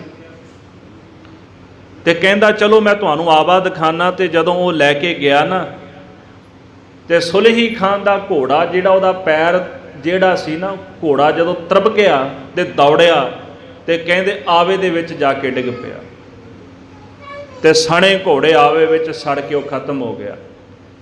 ਤੇ ਗੁਰੂ ਅਰਜਨ ਦੇਵ ਸਾਹਿਬ ਕਹਿੰਦੇ ਉਸ ਸੁਲਹੀ ਤੋਂ ਨਾਰਾਇਣ ਨੇ ਸਾਨੂੰ ਆਪ ਰੱਖ ਲਿਆ। ਸੁਲਹੀ ਦਾ ਹੱਥ ਨਹੀਂ ਪਹੁੰਚਿਆ ਸਾਡੇ, ਤਾਂ ਹੀ ਉਹ ਨਾਪਾਕ ਹੋ ਕੇ ਮਰ ਗਿਆ। ਇਸਲਾਮ ਦੇ ਵਿੱਚ ਕੋਈ ਸੜ ਕੇ ਮਰ ਜਾਏ ਉਹਨੂੰ ਨਾਪਾਕ ਗਿਣਦੇ, ਉਹ ਨਾਪਾਕ ਹੋ ਕੇ ਮਰਿਆ। ਜਿਨ ਰਚਿਆ ਤਿਨ ਦੀਨਾ ਧਾਕ, ਜਿਹਨੇ ਉਹਨੂੰ ਪੈਦਾ ਕੀਤਾ ਸੀ ਉਹਨੇ ਧੱਕਾ ਦੇ ਦਿੱਤਾ। ਆਇਆ ਸੀ ਸਾਨੂੰ ਮਾਰਨ, ਕਿਉਂ? ਮੰਦਾ ਚਿਤਵਤ ਪਚਿਆ। ਉਹ ਮਾੜਾ ਚਿਤਵਦਾ ਸੀ ਸਾਡਾ, ਅਸੀਂ ਤਾਂ ਉਹਦਾ ਮਾੜਾ ਕੁਝ ਨਹੀਂ ਕੀਤਾ, ਉਹ ਸਾਡਾ ਮਾੜਾ ਚਿਤਵਦਿਆਂ ਕਹਿੰਦੇ ਆਪਣਾ ਮਾੜਾ ਕਰ ਬੈਠਾ। ਸੁਲਹੀ ਖਾਂ ਦੀ ਮੌਤ ਹੋਈ। ਬਾਬੇ ਪ੍ਰਿਥੀ ਚੰਦ ਨੇ ਗੁਰੂ ਹਰਗੋਬਿੰਦ ਸਾਹਿਬ ਤੇ ਹਮਲੇ ਕੀਤੇ। ਇਹਨੇ ਚੰਦੂ ਨਾਲ ਵੀ ਮੇਲ ਕੀਤਾ। ਦੂਸਰਾ ਪੱਖ ਹੈ ਚੰਦੂ ਦੀਵਾਨ ਦਾ। ਜਿਹੜਾ ਚੰਦੂ ਦੀਵਾਨ ਆ, ਉਹਨੇ ਆਪਣੀ ਬੇਟੀ ਦਾ ਰਿਸ਼ਤਾ ਭੇਜਿਆ ਸੀ ਗੁਰੂ ਹਰਗੋਬਿੰਦ ਸਾਹਿਬ ਮਹਾਰਾਜ ਵਾਸਤੇ। ਹਾਲਾਂਕਿ ਇਹ ਕੋਈ ਐਡਾ ਵੱਡਾ ਕਾਰਨ ਨਹੀਂ ਸੀ ਉਸ ਸਮੇਂ ਵਿੱਚ। ਚੰਦੂ ਦਾ ਕੰਮ ਕੀ ਸੀਗਾ ਕਿ ਬਾਦਸ਼ਾਹ ਦਾ ਖਜ਼ਾਨਾ ਇੱਧਰੋਂ ਉੱਧਰ ਲੈ ਕੇ ਜਾਣਾ। ਲੋਕ ਉਹਨੂੰ ਦੀਵਾਨ ਕਹਿੰਦੇ ਸਨ, ਤੇ ਕੋਈ ਐਡਾ ਵੱਡਾ ਰਸੂਖ ਨਹੀਂ ਸੀ ਉਹਦਾ ਵੀ ਉਹਦੇ ਆਖੇ ਜਹਾਂਗੀਰ ਲੱਗ ਜਾਂਦਾ ਵੀ ਨਾ ਮੇਰੀ ਬੇਟੀ ਦਾ ਰਿਸ਼ਤਾ ਨਹੀਂ ਮੰਨਿਆ, ਰਿਸ਼ਤਾ ਨਹੀਂ ਕਬੂਲਿਆ, ਤੇ ਇਹਨਾਂ ਨੂੰ ਸ਼ਹੀਦ ਕਰ ਦਿਓ। ਉਸ ਸਮੇਂ ਦੇ ਵਿੱਚ ਲਾਹੌਰ ਦਾ ਜਿਹੜਾ ਨਵਾਬ ਸੀ, ਸੂਬਾ ਸੀ, ਉਹ ਕਜੀਲ ਖਾਂ ਸੀ। ਪੰਜਾਬ ਸਾਰੇ ਹਿੰਦੁਸਤਾਨ ਦਾ ਜਿਹੜਾ ਫੌਜਦਾਰ ਕਮਾਂਡਰ ਸੀ, ਉਹ ਸ਼ੇਖ ਬੁਖਾਰੀ ਸੀ, ਜਿਹਨੂੰ ਮੁਰਤਜ਼ਾ ਖਾਨ ਕਹਿੰਦੇ ਨੇ, ਤੇ ਹਿੰਦੁਸਤਾਨ ਦਾ ਬਾਦਸ਼ਾਹ ਜਹਾਂਗੀਰ ਸੀ। ਅਕਸਰ ਇਤਿਹਾਸ ਦੇ ਵਿੱਚ ਕਈ ਥਾਵਾਂ 'ਤੇ ਤੁਹਾਨੂੰ ਲਿਖਿਆ ਇਹ ਮਿਲਦਾ ਹੈ ਵੀ ਜਿਹੜਾ ਮੁਰਤਜ਼ਾ ਖਾਨ, ਜਿਹੜਾ ਸ਼ੇਖ ਬੁਖਾਰੀ ਸੀ, ਉਹ ਪੰਜਾਬ ਦਾ ਗਵਰਨਰ ਸੀ, ਐਸਾ ਨਹੀਂ। ਸਰਦਾਰ ਕਪੂਰ ਸਿੰਘ ਜੀ ਸਾਚੀ ਸਾਖੀ ਵਿੱਚ ਲਿਖਦੇ ਉਸ ਸਮੇਂ ਵਿੱਚ ਉਹ ਪਹਿਲਾਂ ਗੁਜਰਾਤ ਦਾ ਸੂਬੇਦਾਰ ਸੀਗਾ। ਮੁਰਤਜ਼ਾ ਖਾਨ ਗੁਰੂ ਅਰਜਨ ਦੇਵ ਸਾਹਿਬ ਜੀ ਦੀ ਸ਼ਹੀਦੇ ਵੇਲੇ ਉਹ ਪੰਜਾਬ ਦਾ ਗਵਰਨਰ ਨਹੀਂ ਸੀਗਾ। ਹਾਂ, ਉਹਨੂੰ ਬਾਅਦ ਵਿੱਚ ਫੌਜਦਾਰ ਬਣਾਇਆ ਗਿਆ ਹਿੰਦੁਸਤਾਨ ਦਾ, ਗੁਰੂ ਅਰਜਨ ਦੇਵ ਸਾਹਿਬ ਜੀ ਦੀ ਸ਼ਹਾਦਤ ਤੋਂ ਬਾਅਦ। ਧੰਨ ਗੁਰੂ ਅਰਜਨ ਦੇਵ ਸਾਹਿਬ ਮਹਾਰਾਜ ਸੱਚੇ ਪਾਤਸ਼ਾਹ, ਉਹਨਾਂ ਦੇ ਘਰ ਦੇ ਵਿੱਚ ਚੰਦੂ ਨੇ ਬੇਟੀ ਦਾ ਰਿਸ਼ਤਾ ਭੇਜਿਆ। ਮਹਾਰਾਜ ਨੇ ਰਿਸ਼ਤਾ ਪਹਿਲਾਂ ਕਬੂਲ ਕਰ ਲਿਆ, ਤੇ ਜਦੋਂ ਪਤਾ ਲੱਗਿਆ ਨਾ, ਤੇ ਉਹ ਕਹਿਣ ਲੱਗਾ ਫਕੀਰਾਂ ਦੇ ਘਰ ਦੇ ਵਿੱਚ ਤੁਸੀਂ ਰਿਸ਼ਤਾ ਜੋੜ ਕੇ ਆਏ ਹੋ, ਚਵਾਰੇ ਦੀ ਮੋਰੀ ਦੀ ਇੱਟ ਚਵਾਰੇ ਨੂੰ ਲਾ ਦਿੱਤੀ ਆ। ਦਿੱਲੀ ਦੇ ਸਿੱਖਾਂ ਨੇ ਬੇਨਤੀ ਕੀਤੀ, ਮਹਾਰਾਜ ਆਪ ਵੱਡਾ ਬਣ ਗਿਆ, ਗੁਰੂ ਘਰ ਨੂੰ ਛੋਟਾ ਬਣਾ ਦਿੱਤਾ। ਮਹਾਰਾਜ ਨੇ ਰਿਸ਼ਤਾ ਪ੍ਰਵਾਨ ਨਹੀਂ ਕੀਤਾ। ਨਹੀਂ ਭਾਈ, ਤੂੰ ਹੰਕਾਰੀ ਹੈ, ਸਾਡਾ ਫਕੀਰਾਂ ਦਾ ਤੇ ਨਿਮਰਤਾ ਵਾਲਾ ਘਰ ਹੈ, ਤੇਰਾ ਸਾਡਾ ਮੇਲ ਨਹੀਂ ਬਣਦਾ, ਤੇ ਅਸੀਂ ਰਿਸ਼ਤਾ ਨਹੀਂ ਕਬੂਲਣਾ, ਕਿਉਂਕਿ ਤੂੰ ਵੱਡਾ ਬਣ ਗਿਆ, ਗੁਰੂ ਘਰ ਨੂੰ ਛੋਟਾ ਦੱਸਦਾ ਹੈ। ਇੱਕ ਹੋਰ ਕਾਰਨ ਤੀਸਰਾ, ਆ ਟੀਵੀ ਸੀਰੀਅਲ ਚੱਲਦੇ ਨੇ ਨਾ, ਅਕਬਰ ਤੇ ਬੀਰਬਲ ਦੀਆਂ ਕਹਾਣੀਆਂ ਸਾਡੇ ਬੱਚੇ ਬੜੇ ਸ਼ੌਂਕ ਨਾਲ ਸੁਣਦੇ ਨੇ। ਕਦੀ ਸੋਚਿਆ ਸੀ ਵੀ ਬੀਰਬਲ ਕੌਣ ਸੀ? ਅਕਬਰ ਨੇ ਜਦੋਂ ਜੋਧਾ ਬਾਈ ਨੂੰ ਵਿਆਹਿਆ, ਮਹੇਸ਼ ਦਾਸ ਨਾਮ ਦਾ ਬ੍ਰਾਹਮਣ ਦਾਜ ਵਿੱਚ ਦਿੱਤਾ ਗਿਆ, ਉਹਦਾ ਨਾਮ ਸੀ ਬੀਰਬਲ, ਜਿਹੜਾ ਅਕਬਰ ਦੇ ਦਰਬਾਰ ਵਿੱਚ ਰਹਿੰਦਾ ਸੀ, ਜਿਹਨੂੰ ਲੋਕ ਚਤਰ ਸਿਆਣਾ ਕਹਿੰਦੇ ਸਨ। ਤੇ ਬੀਰਬਲ ਸ੍ਰੀ ਅੰਮ੍ਰਿਤਸਰ ਸਾਹਿਬ ਦੇ ਵੱਲ ਵਧਿਆ, ਤੇ ਗੁਰੂ ਅਰਜਨ ਦੇਵ ਸਾਹਿਬ ਮਹਾਰਾਜ ਸੱਚੇ ਪਾਤਸ਼ਾਹ ਨੂੰ ਕਹਿਣ ਲੱਗਾ, ਆਪਣੀ ਦੁਕਾਨ ਬੰਦ ਕਰ ਦਿਓ, ਤੇ ਨਹੀਂ ਤਾਂ ਆ ਕੇ ਮੈਂ ਤੁਹਾਡਾ ਸਾਰਾ ਕੁਝ ਨਾਸ਼ ਕਰ ਦਿਆਂਗਾ। ਇਹ ਅਫਗਾਨਿਸਤਾਨ ਨੂੰ ਜਾ ਰਿਹਾ ਸੀ, ਕਹਿੰਦਾ ਵਾਪਸ ਮੁੜਾਂਗਾ ਤੇ ਆ ਕੇ ਤੁਹਾਡੇ ਨਾਲ ਟੱਕਰਾਂਗਾ ਮੈਂ ਤੁਹਾਨੂੰ। ਬੀਰਬਲ ਇਹ ਸ਼ਬਦ ਬੋਲ ਕੇ ਗਿਆ। ਗੁਰੂ ਅਰਜਨ ਦੇਵ ਸਾਹਿਬ ਜੀ ਕਹਿਣ ਲੱਗੇ ਭਲੇ ਮਾਨਸਾ, ਚੱਲਿਆ ਤਾਂ ਹੈ, ਜੇ ਆਵੇਂਗਾ ਫਿਰ ਉਹ ਤਾਂ ਦੇਖਾਂਗੇ। ਹੁਣ ਤਾਂ ਕਹਿ ਚੱਲਿਆ ਨਾ, ਜੇ ਆਵੇਂਗਾ ਤੇ ਫਿਰ ਵੇਖਾਂਗੇ। ਇਹ ਉੱਥੇ ਕਹਿੰਦੇ ਅਫਗਾਨਿਸਤਾਨ ਦੇ ਵਿੱਚ ਬਾਰਡਰ 'ਤੇ ਮਾਰਿਆ ਗਿਆ, ਇਹਦੀ ਮੌਤ ਹੋ ਗਈ। ਬੀਰਬਲ ਮੁੜ ਕੇ ਪੰਜਾਬ ਨਹੀਂ ਮੁੜਿਆ, ਸਦਾ ਲਈ ਕੂਚ ਕਰ ਗਿਆ। ਗੁਰੂ ਨਾਨਕ ਸਾਹਿਬ ਦੇ ਘਰ ਦਾ ਵਿਰੋਧੀ ਸੀ ਬੀਰਬਲ। ਅੱਜ ਜਿਹਨੂੰ ਚੰਗਾ ਬਣਾ ਕੇ ਪ੍ਰਚਾਰਿਆ ਜਾਂਦਾ ਹੈ ਵੀ ਬੜਾ ਚਤਰ ਤੇ ਬੜਾ ਸਿਆਣਾ ਸੀ, ਸਾਡੇ ਨੌਜਵਾਨਾਂ ਨੂੰ ਬੀਰਬਲ ਦਾ ਤਾਂ ਪਤਾ ਲੱਗ ਗਿਆ, ਪਰ ਕਦੇ ਉਹਨਾਂ ਨੂੰ ਸਿੱਖ ਹਿਸਟਰੀ ਦਾ ਨਹੀਂ ਪਤਾ ਲੱਗਿਆ ਵੀ ਸਾਡੀ ਸਿੱਖ ਹਿਸਟਰੀ ਕੀ ਕਹਿ ਰਹੀ ਹੈ। ਹੁਣ ਚੌਥਾ ਕਾਰਨ, ਆਪਾਂ ਜਿਹੜੀ ਭਾਈ ਰਤਨ ਸਿੰਘ ਭੰਗੂ ਨਾਂ ਦੀ ਲਿਖੀ ਹੋਈ ਕਥਾ ਸਰਵਣ ਕਰ ਰਹੇ ਆ ਨਾ, ਸਖੀ ਸਰਵਰੀਆਂ ਦਾ ਜ਼ਿਕਰ ਕਿੰਨੀ ਵਾਰੀ ਆਇਆ ਇਤਿਹਾਸ ਵਿੱਚ। ਇਹਨਾਂ ਦਾ ਜਿਹੜਾ ਵਡੇਰਾ ਸੀ ਨਾ, ਅਫਗਾਨਿਸਤਾਨ ਤੋਂ ਗਾਜੀਪੁਰ ਪਾਕਿਸਤਾਨ ਦੇ ਵਿੱਚ ਆਇਆ। ਉੱਥੇ ਇੱਕ ਪਿੰਡ ਸੀਗਾ ਜਿਹਨੂੰ ਕਹਿੰਦੇ ਨੇ ਨਿਗਾਹਾ। ਉਸ ਪਿੰਡ ਦੇ ਵਿੱਚ ਇਹਨੇ ਡੇਰਾ ਕੀਤਾ ਆ ਕੇ। 11ਵੀਂ ਸਦੀ ਵਿੱਚ ਆਇਆ ਤੇ 1252 ਵਿੱਚ ਇਹਦੀ ਮੌਤ ਹੋ ਗਈ, ਮਰ ਗਿਆ। ਉੱਥੇ ਇਹਦੀ ਸਮਾਧ ਬਣਾ ਕੇ ਦੀਵਾ ਬਾਲਿਆ ਗਿਆ। ਲੱਖ ਦਾਤਾ, ਨਗਾਏ ਵਾਲਾ ਪੀਰ, ਇਹ ਸਾਰੇ ਇੱਕੋ ਹੀ ਨੇ, ਇਹ ਸਭ ਇੱਕੋ ਹੀ ਨੇ। ਤੇ ਗੁਰਮੁਖੋ, ਉਹਨਾਂ ਦੀਆਂ ਕਬਰਾਂ ਤੇ ਦੀਵੇ ਕਿਹਨਾਂ ਨੇ ਜਗਾਏ ਨੇ? ਸਾਡੇ ਸਿੱਖ ਵੀ ਜਗਾਉਂਦੇ ਨਾ, ਪਿੰਡਾਂ ਵਾਲੇ ਜਾ ਕੇ ਜਗਾਉਂਦੇ ਨੇ। ਇਹਨਾਂ ਦਾ ਪੰਜਾਬ ਦੇ ਵਿੱਚ ਇੰਨਾ ਕੁ ਪ੍ਰਚਾਰ ਵੱਧ ਗਿਆ ਸੀ, 4 ਚੁਫੇਰੇ ਹਰ ਇੱਕ ਇਲਾਕੇ ਦੇ ਵਿੱਚ, ਤੇ ਲੋਕ ਇਹਨਾਂ ਦੀ ਪੂਜਾ ਕਰਦੇ ਸਨ। ਹਾਲਾਂਕਿ ਆ ਨਗਾਏ ਵਾਲਾ ਜਿਹੜਾ ਸੀ ਨਾ, ਲੱਖ ਦਾਤਾ, ਕਈ ਇਹਨਾਂ ਦੇ ਨਾਮ ਨੇ, ਸਾਰੇ ਇੱਕੋ ਹੀ ਨੇ। ਤੇ ਪੰਜਾਬ ਦੇ ਵਿੱਚ ਕਦੀ ਆਇਆ ਨਹੀਂ, ਪਰ ਇਹਦੀ ਪੂਜਾ ਪੰਜਾਬ ਦੇ ਵਿੱਚ ਬਹੁਤ ਜ਼ਿਆਦਾ ਸੀ। ਤੇ ਇਹਨਾਂ ਦੇ ਵਿੱਚੋਂ ਇੱਕ ਸਿੱਖ ਸੀ ਭਾਈ ਮੰਝ। ਭਾਈ ਮੰਝ ਜਿਹੜਾ ਸੀਗਾ ਕੰਗ ਮਾਈ ਕੇ ਨਗਰ ਦਾ ਰਹਿਣ ਵਾਲਾ, ਕਹਿੰਦੇ ਇਹਨਾਂ ਦੇ ਪ੍ਰਚਾਰ ਦੀ ਸਭ ਤੋਂ ਤਗੜੀ ਕੜੀ ਸੀ ਭਾਈ ਮੰਝ। ਜਿਹੜੇ ਭਾਈ ਮੰਝ ਸਨ, ਉਹ ਚਲਦੇ ਚਲਦੇ ਸ੍ਰੀ ਅੰਮ੍ਰਿਤਸਰ ਸਾਹਿਬ ਦੀ ਧਰਤੀ ਤੇ ਆ ਗਏ। ਰਾਤ ਪੈ ਗਈ, ਇਹਨਾਂ ਨੇ ਜਾਣਾ ਤਾਂ ਉਹ ਪ੍ਰਚਾਰ ਵਾਸਤੇ ਸੀ, ਸਖੀ ਸਰਵਰੀਏ ਸਨ, ਉਹਨਾਂ ਦੇ ਚੇਲੇ ਸਨ, ਜਾਣਾ ਪ੍ਰਚਾਰ ਵਾਸਤੇ ਸੀ। ਰਾਤ ਪੈ ਗਈ, ਅੰਮ੍ਰਿਤਸਰ ਸਾਹਿਬ ਰੁਕ ਗਏ ਤੇ ਕਿਸੇ ਨੂੰ ਪੁੱਛਿਆ ਵੀ ਮੈਂ ਸੁਣਿਆ ਵੀ ਇੱਥੇ ਗੁਰੂ ਅਰਜਨ ਦੇਵ ਸਾਹਿਬ ਰਹਿੰਦੇ ਨੇ, ਤੇ ਮੈਨੂੰ ਦੱਸੋਗੇ ਵੀ ਗੁਰੂ ਅਰਜਨ ਦੇਵ ਸਾਹਿਬ ਕੌਣ ਨੇ? ਇਤਿਹਾਸ ਵਿੱਚ ਇੱਕ ਬਚਨ ਆਉਂਦਾ ਹੈ ਕਿ ਕਾਬਲ ਤੋਂ ਸੰਗਤ ਆਈ ਹੋਈ ਸੀ ਤੇ ਗੁਰੂ ਅਰਜਨ ਦੇਵ ਜੀ ਮਹਾਰਾਜ ਸੱਚੇ ਪਾਤਸ਼ਾਹ ਸੰਗਤਾਂ ਦੇ ਜੋੜੇ ਝਾੜਦੇ ਪਏ ਸਨ। ਉਹਨਾਂ ਨੂੰ ਨਿਮਰਤਾ ਦਾ ਤੇ ਸ਼ਾਂਤੀ ਦਾ ਪੁੰਜੇਵੇ ਨਹੀਂ ਕਿਹਾ ਜਾਂਦਾ, ਸੰਗਤਾਂ ਦੇ ਜੋੜੇ ਝਾੜਦੇ ਪਏ ਸਨ। ਕਹਿੰਦੇ ਉਹ ਗੁਰੂ ਅਰਜਨ ਦੇਵ ਸਾਹਿਬ ਨੇ। ਕਹਿੰਦੇ ਭਾਈ ਮੰਝ ਦੇ ਨੇਤਰਾਂ ਵਿੱਚੋਂ ਪਾਣੀ ਵਹਿ ਤੁਰਿਆ, ਆ ਕੇ ਚਰਨਾਂ ਤੇ ਢਹਿ ਪਏ, ਸਤਿਗੁਰੂ ਕਿਰਪਾ ਕਰੋ ਮੈਨੂੰ ਸਿੱਖ ਬਣਾ ਲਓ। ਮਹਾਰਾਜ ਕਹਿੰਦੇ ਭਾਈ ਮੰਝ ਸਿੱਖੀ ਤੇ ਸਿੱਖੀ ਨਹੀਂ ਟਿਕਦੀ, ਜਿਹਦਾ ਤੂੰ ਸਿੱਖ ਹੈ ਨਾ ਉਹਦੀ ਸਿੱਖੀ ਤੇ ਸਾਡੀ ਸਿੱਖੀ ਨਹੀਂ ਟਿਕਣੀ, ਸਾਡੀ ਸਿੱਖੀ ਬੜੀ ਦੁਰਲੱਭ ਹੈ। ਭਾਈ ਮੰਝ ਕਹਿੰਦਾ ਸਤਿਗੁਰੂ ਮੈਨੂੰ ਸਿੱਖ ਬਣਾਓ। ਮਹਾਰਾਜ ਕਹਿੰਦੇ ਫਿਰ ਉਹਦੀ ਸਿੱਖੀ ਛੱਡਣੀ ਪਏਗੀ, ਫਿਰ ਤੈਨੂੰ ਗੁਰੂ ਨਾਨਕ ਸਾਹਿਬ ਦੇ ਘਰ ਦੀ ਸਿੱਖੀ ਮਿਲੇਗੀ। ਭਾਈ ਮੰਝ ਸਤਿਗੁਰਾਂ ਦਾ ਸਿੱਖ ਬਣ ਗਿਆ ਜੀ, ਨਗਰ ਦਾ ਚੌਧਰੀ ਸੀ, ਘਰ ਦੇ ਵਿੱਚ ਦੁਨੀਆ ਦੇ ਪਦਾਰਥ ਸਨ, ਸਭ ਕੁਝ ਨਸ਼ਟ ਹੋ ਗਿਆ। ਗੁਰੂ ਸਾਹਿਬ ਦੇ ਘਰ ਦੇ ਵਿੱਚ ਆ ਕੇ ਭਾਈ ਮੰਝ ਸੇਵਾ ਕਰਦਾ, ਲੱਕੜਾਂ ਢੋਂਦਾ ਹੈ। ਇੱਕ ਲੱਕੜ ਗੁਰੂ ਸਾਹਿਬ ਦੇ ਲੰਗਰਾਂ ਵਾਸਤੇ ਲੈ ਕੇ ਆਉਂਦਾ ਹੈ, ਇੱਕ ਲੱਕੜ ਬਾਹਰ ਵੇਚ ਕੇ ਗੁਜ਼ਾਰਾ ਕਰਦਾ ਆ। ਇੱਕ ਦਿਨ ਖੂਹ ਦੇ ਵਿੱਚ ਡਿੱਗ ਪਏ, ਗੁਰੂ ਅਰਜਨ ਦੇਵ ਸਾਹਿਬ ਨੂੰ ਯਾਦ ਕੀਤਾ, ਪਾਤਸ਼ਾਹ ਜੀ ਦੌੜੇ ਆਏ, ਸਿੱਖੋ ਰੱਸੀਆਂ ਲੈ ਕੇ ਆਓ। ਰੱਸੀਆਂ ਖੂਹ ਵਿੱਚ ਸਟਾਈਆਂ, ਪੁਰਖਾ ਬਾਹਰ ਆ ਜਾ। ਭਾਈ ਮੰਝ ਨੂੰ ਨਹੀਂ ਸਨ ਪਤਾ ਕਿ ਕੌਣ ਆਇਆ। ਆਵਾਜ਼ ਮਾਰੀ, ਨਹੀਂ ਕਹਿੰਦੇ ਜੀ ਪਹਿਲਾਂ ਲੱਕੜਾਂ ਦੀ ਢੇਰੀ ਬਾਹਰ ਕੱਢੋ, ਜੇ ਪਾਣੀ ਵਿੱਚ ਭਿੱਜ ਗਈ ਤੇ ਲੰਗਰ ਤਿਆਰ ਨਹੀਂ ਹੋਣਾ, ਲੱਕੜ ਬਾਹਰ ਕੱਢੋ, ਮੈਂ ਬਾਅਦ ਵਿੱਚ ਆ ਜਾਵਾਂਗਾ। ਮਹਾਰਾਜ ਨੇ ਲੱਕੜ ਬਾਹਰ ਕਢਵਾਈ ਤੇ ਭਾਈ ਮੰਝ ਜਦੋਂ ਬਾਹਰ ਨਿਕਲੇ ਤੇ ਵੇਖਿਆ ਸ਼ਖਸਿਆਤਕਾਰ ਧੰਨ ਗੁਰੂ ਅਰਜਨ ਦੇਵ ਸਾਹਿਬ ਮੂਹਰੇ ਖਲੋਤੇ। ਪਾਤਸ਼ਾਹ ਨੇ ਘੁੱਟ ਕੇ ਗਲਵੱਕੜੀ ਵਿੱਚ ਲੈ ਲਿਆ, ਮੰਝ ਪਿਆਰਾ ਗੁਰੂ ਨੂੰ, ਗੁਰ ਮੰਝ ਪਿਆਰਾ, ਮੰਝ ਗੁਰੂ ਕਾ ਬੋਹਿ ਥਾ ਜਗ ਲੰਘਣ ਹਾਰਾ। ਇਹ ਵਰ ਦਿੱਤਾ ਗੁਰੂ ਅਰਜਨ ਦੇਵ ਸਾਹਿਬ ਮਹਾਰਾਜ ਨੇ ਭਾਈ ਮੰਝ ਨੂੰ। ਜਿਹੜੇ ਇਹ ਨਿਗਾਹੇ ਵਾਲੇ ਸਨ, ਇਹਨਾਂ ਦੀ ਇੱਕ ਕਮਰ ਟੁੱਟ ਗਈ। ਅੱਜ ਵੀ ਤੁਸੀਂ ਉਸ ਇਲਾਕੇ ਵਿੱਚ ਜਾਓ ਨਾ ਗੁਰਮੁਖੋ, ਬੜੀਆਂ ਕਬਰਾਂ ਤੁਹਾਨੂੰ ਮਿਲਣਗੀਆਂ। ਹਾਲਾਂਕਿ ਆਪਣੇ ਇਸ ਇਲਾਕੇ ਵਿੱਚ ਘੱਟ ਨੇ, ਉੱਧਰ ਬਹੁਤ ਜ਼ਿਆਦੀਆਂ ਨੇ। ਤੇ ਦੂਸਰਾ ਇਲਾਕਾ, ਜਦੋਂ ਗੁਰੂ ਅਰਜਨ ਦੇਵ ਸਾਹਿਬ ਜੀ ਮਹਾਰਾਜ ਸ੍ਰੀ ਤਰਨ ਤਾਰਨ ਸਾਹਿਬ ਸੇਵਾ ਕਰਵਾ ਰਹੇ ਸਨ ਸਰੋਵਰ ਦੀ, ਅਮਾਨਤ ਖਾਨ ਤੇ ਨੂਰਦੀਨ ਇਹ ਪਿਓ ਪੁੱਤਰ ਸਨ।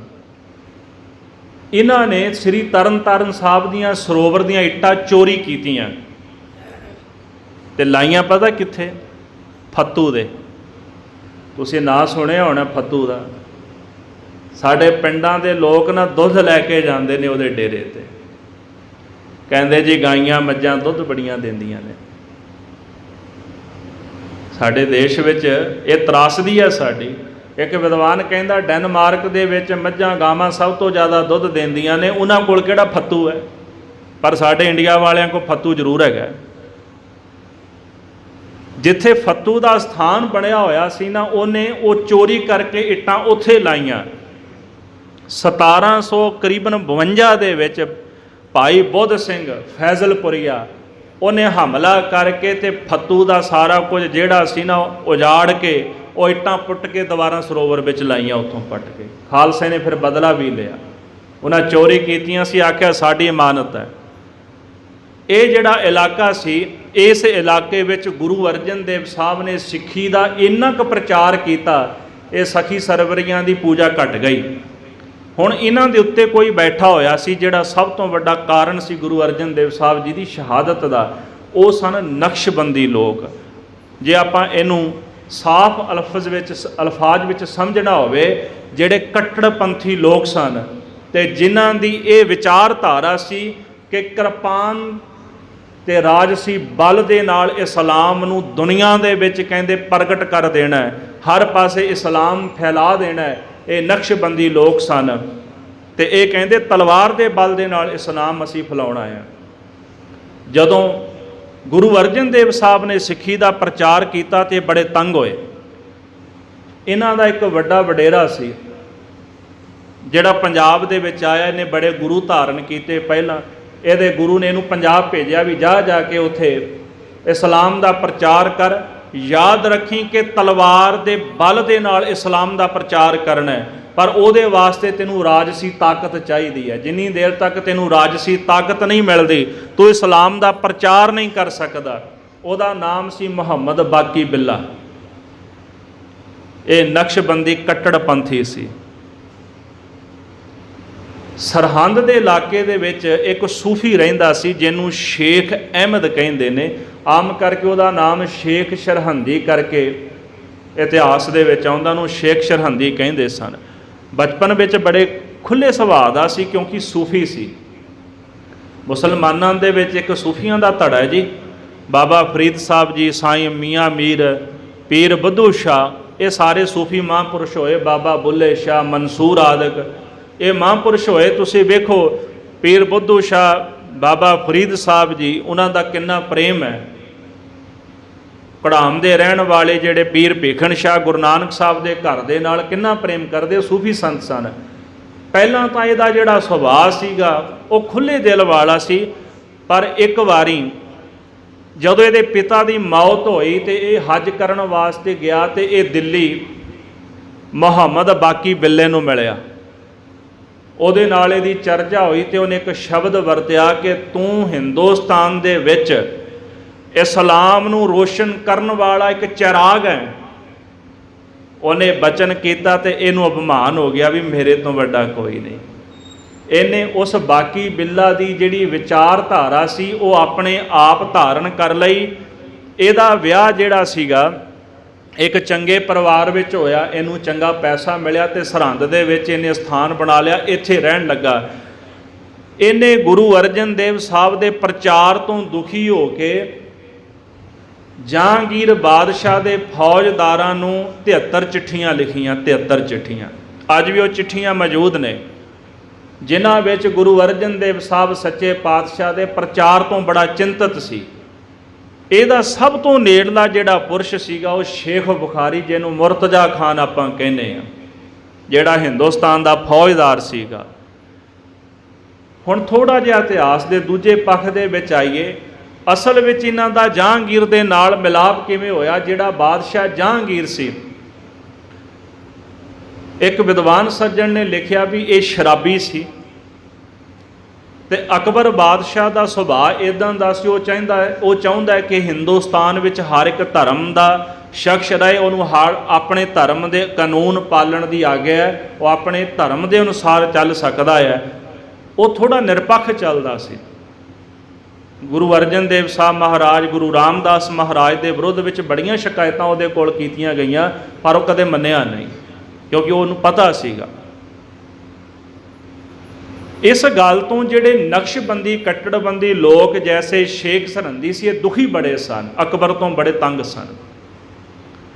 ਅਕਬਰ ਨੇ ਮਨ ਬਣਾਇਆ ਵੀ ਉਹ ਆਪਣਾ ਰਾਜ ਭਾਗ ਜਿਹੜਾ ਹੈ ਉਹ ਆਪਣੇ ਪੋਤਰੇ ਖੁਸਰੋ ਨੂੰ ਦੇਵੇਗਾ।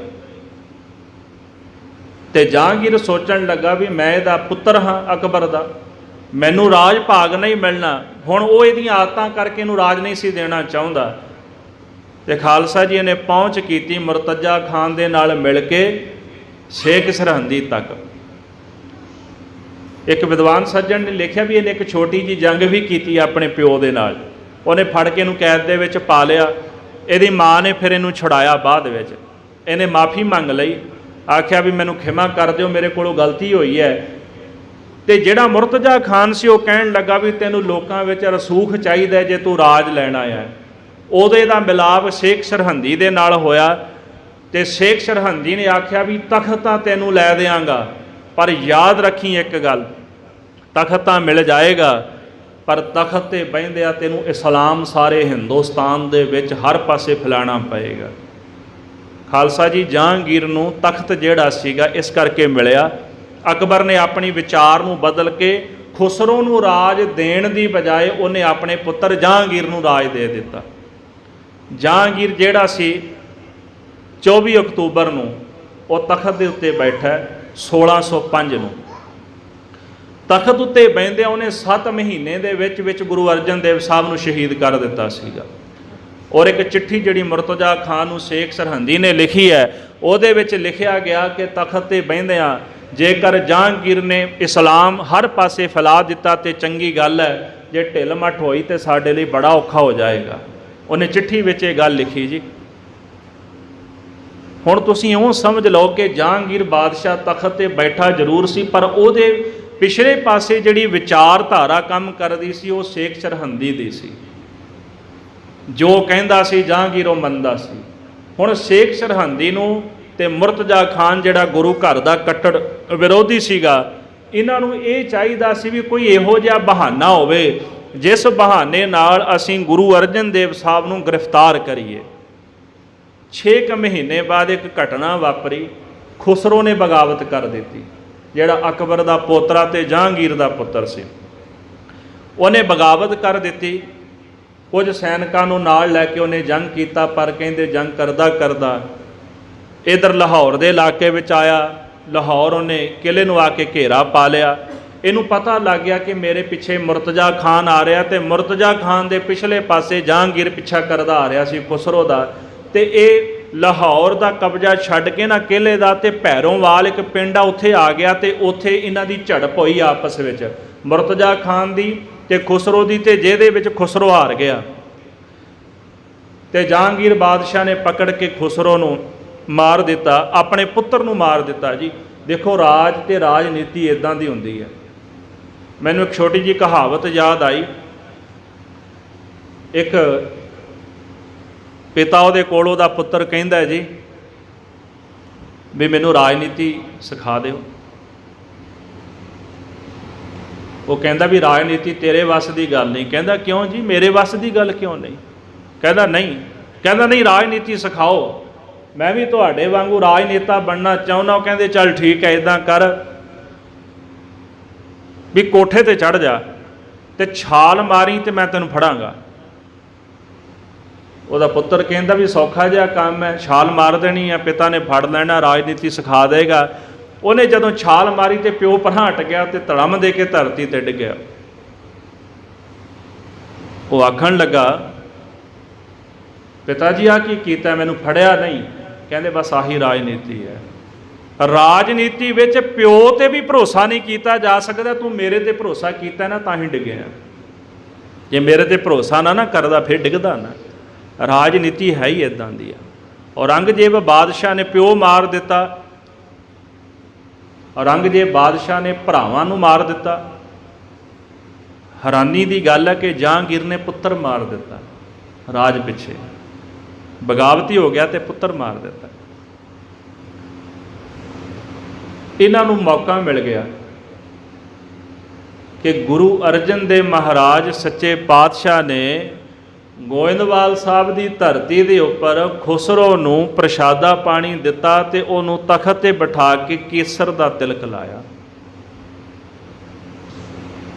ਕਹਿੰਦੇ ਜਹਾਂਗੀਰ ਜਦੋਂ ਖੁਸਰੋ ਨੇ ਬਗਾਵਤ ਕੀਤੀ ਨਾ, ਜਿਹੜੇ ਇਲਾਕਿਆਂ ਵਿੱਚੋਂ ਲੰਘਦਾ ਸੀਗਾ, ਜਿਨ੍ਹਾਂ ਨੇ ਮਦਦ ਕੀਤੀ, ਉਹਨੇ ਸਾਰਿਆਂ ਨੂੰ ਸਜ਼ਾਵਾਂ ਦਿੱਤੀਆਂ ਜਹਾਂਗੀਰ ਨੇ।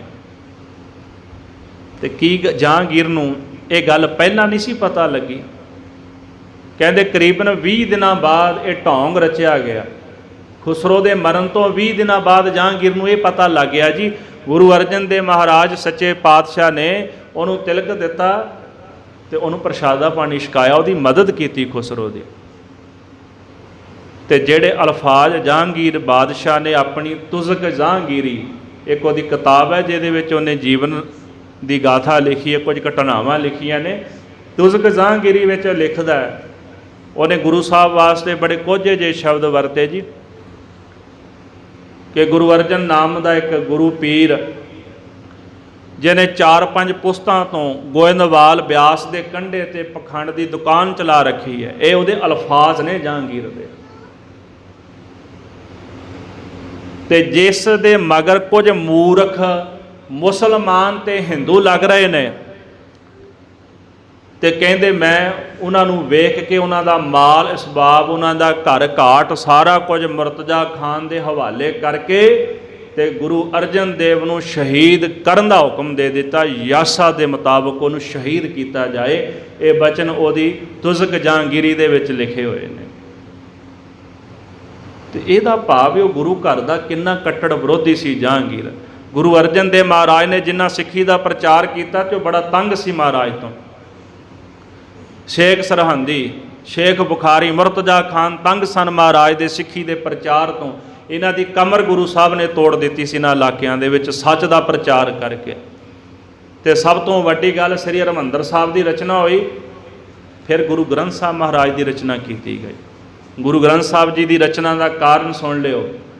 ਹੇਹਰ ਨਗਰ ਦੇ ਵਿੱਚ ਪ੍ਰਿਥੀ ਚੰਦ ਨੇ ਦਰਬਾਰ ਸਾਹਿਬ ਦੀ ਸ਼ਕਲ ਦਾ ਜਿਹੜਾ ਸਥਾਨ ਬਣਾਇਆ ਸੀ, ਅੱਗੋਂ ਉਹਨਾਂ ਦੀ ਵੰਸ਼ ਵਿੱਚੋਂ ਉਹਨਾਂ ਦੇ ਪੁੱਤਰ ਪੋਤਰਿਆਂ ਨੇ ਕੀ ਕੀਤਾ, ਉਹਨਾਂ ਨੇ ਮਿਹਰਬਾਨ ਨੇ ਜੀ ਇੱਕ ਪੋਥੀ ਬਣਾ ਲਈ, ਆਪਣੀ ਬਾਣੀ ਉਚਾਰ ਕੇ ਨਾ, ਤੇ ਨਾਨਕ ਸ਼ਬਦ ਦੀ ਛਾਪ ਲਾਣੀ ਉਹਨੇ ਸ਼ੁਰੂ ਕਰ ਦਿੱਤੀ ਉਹਦੇ ਵਿੱਚ।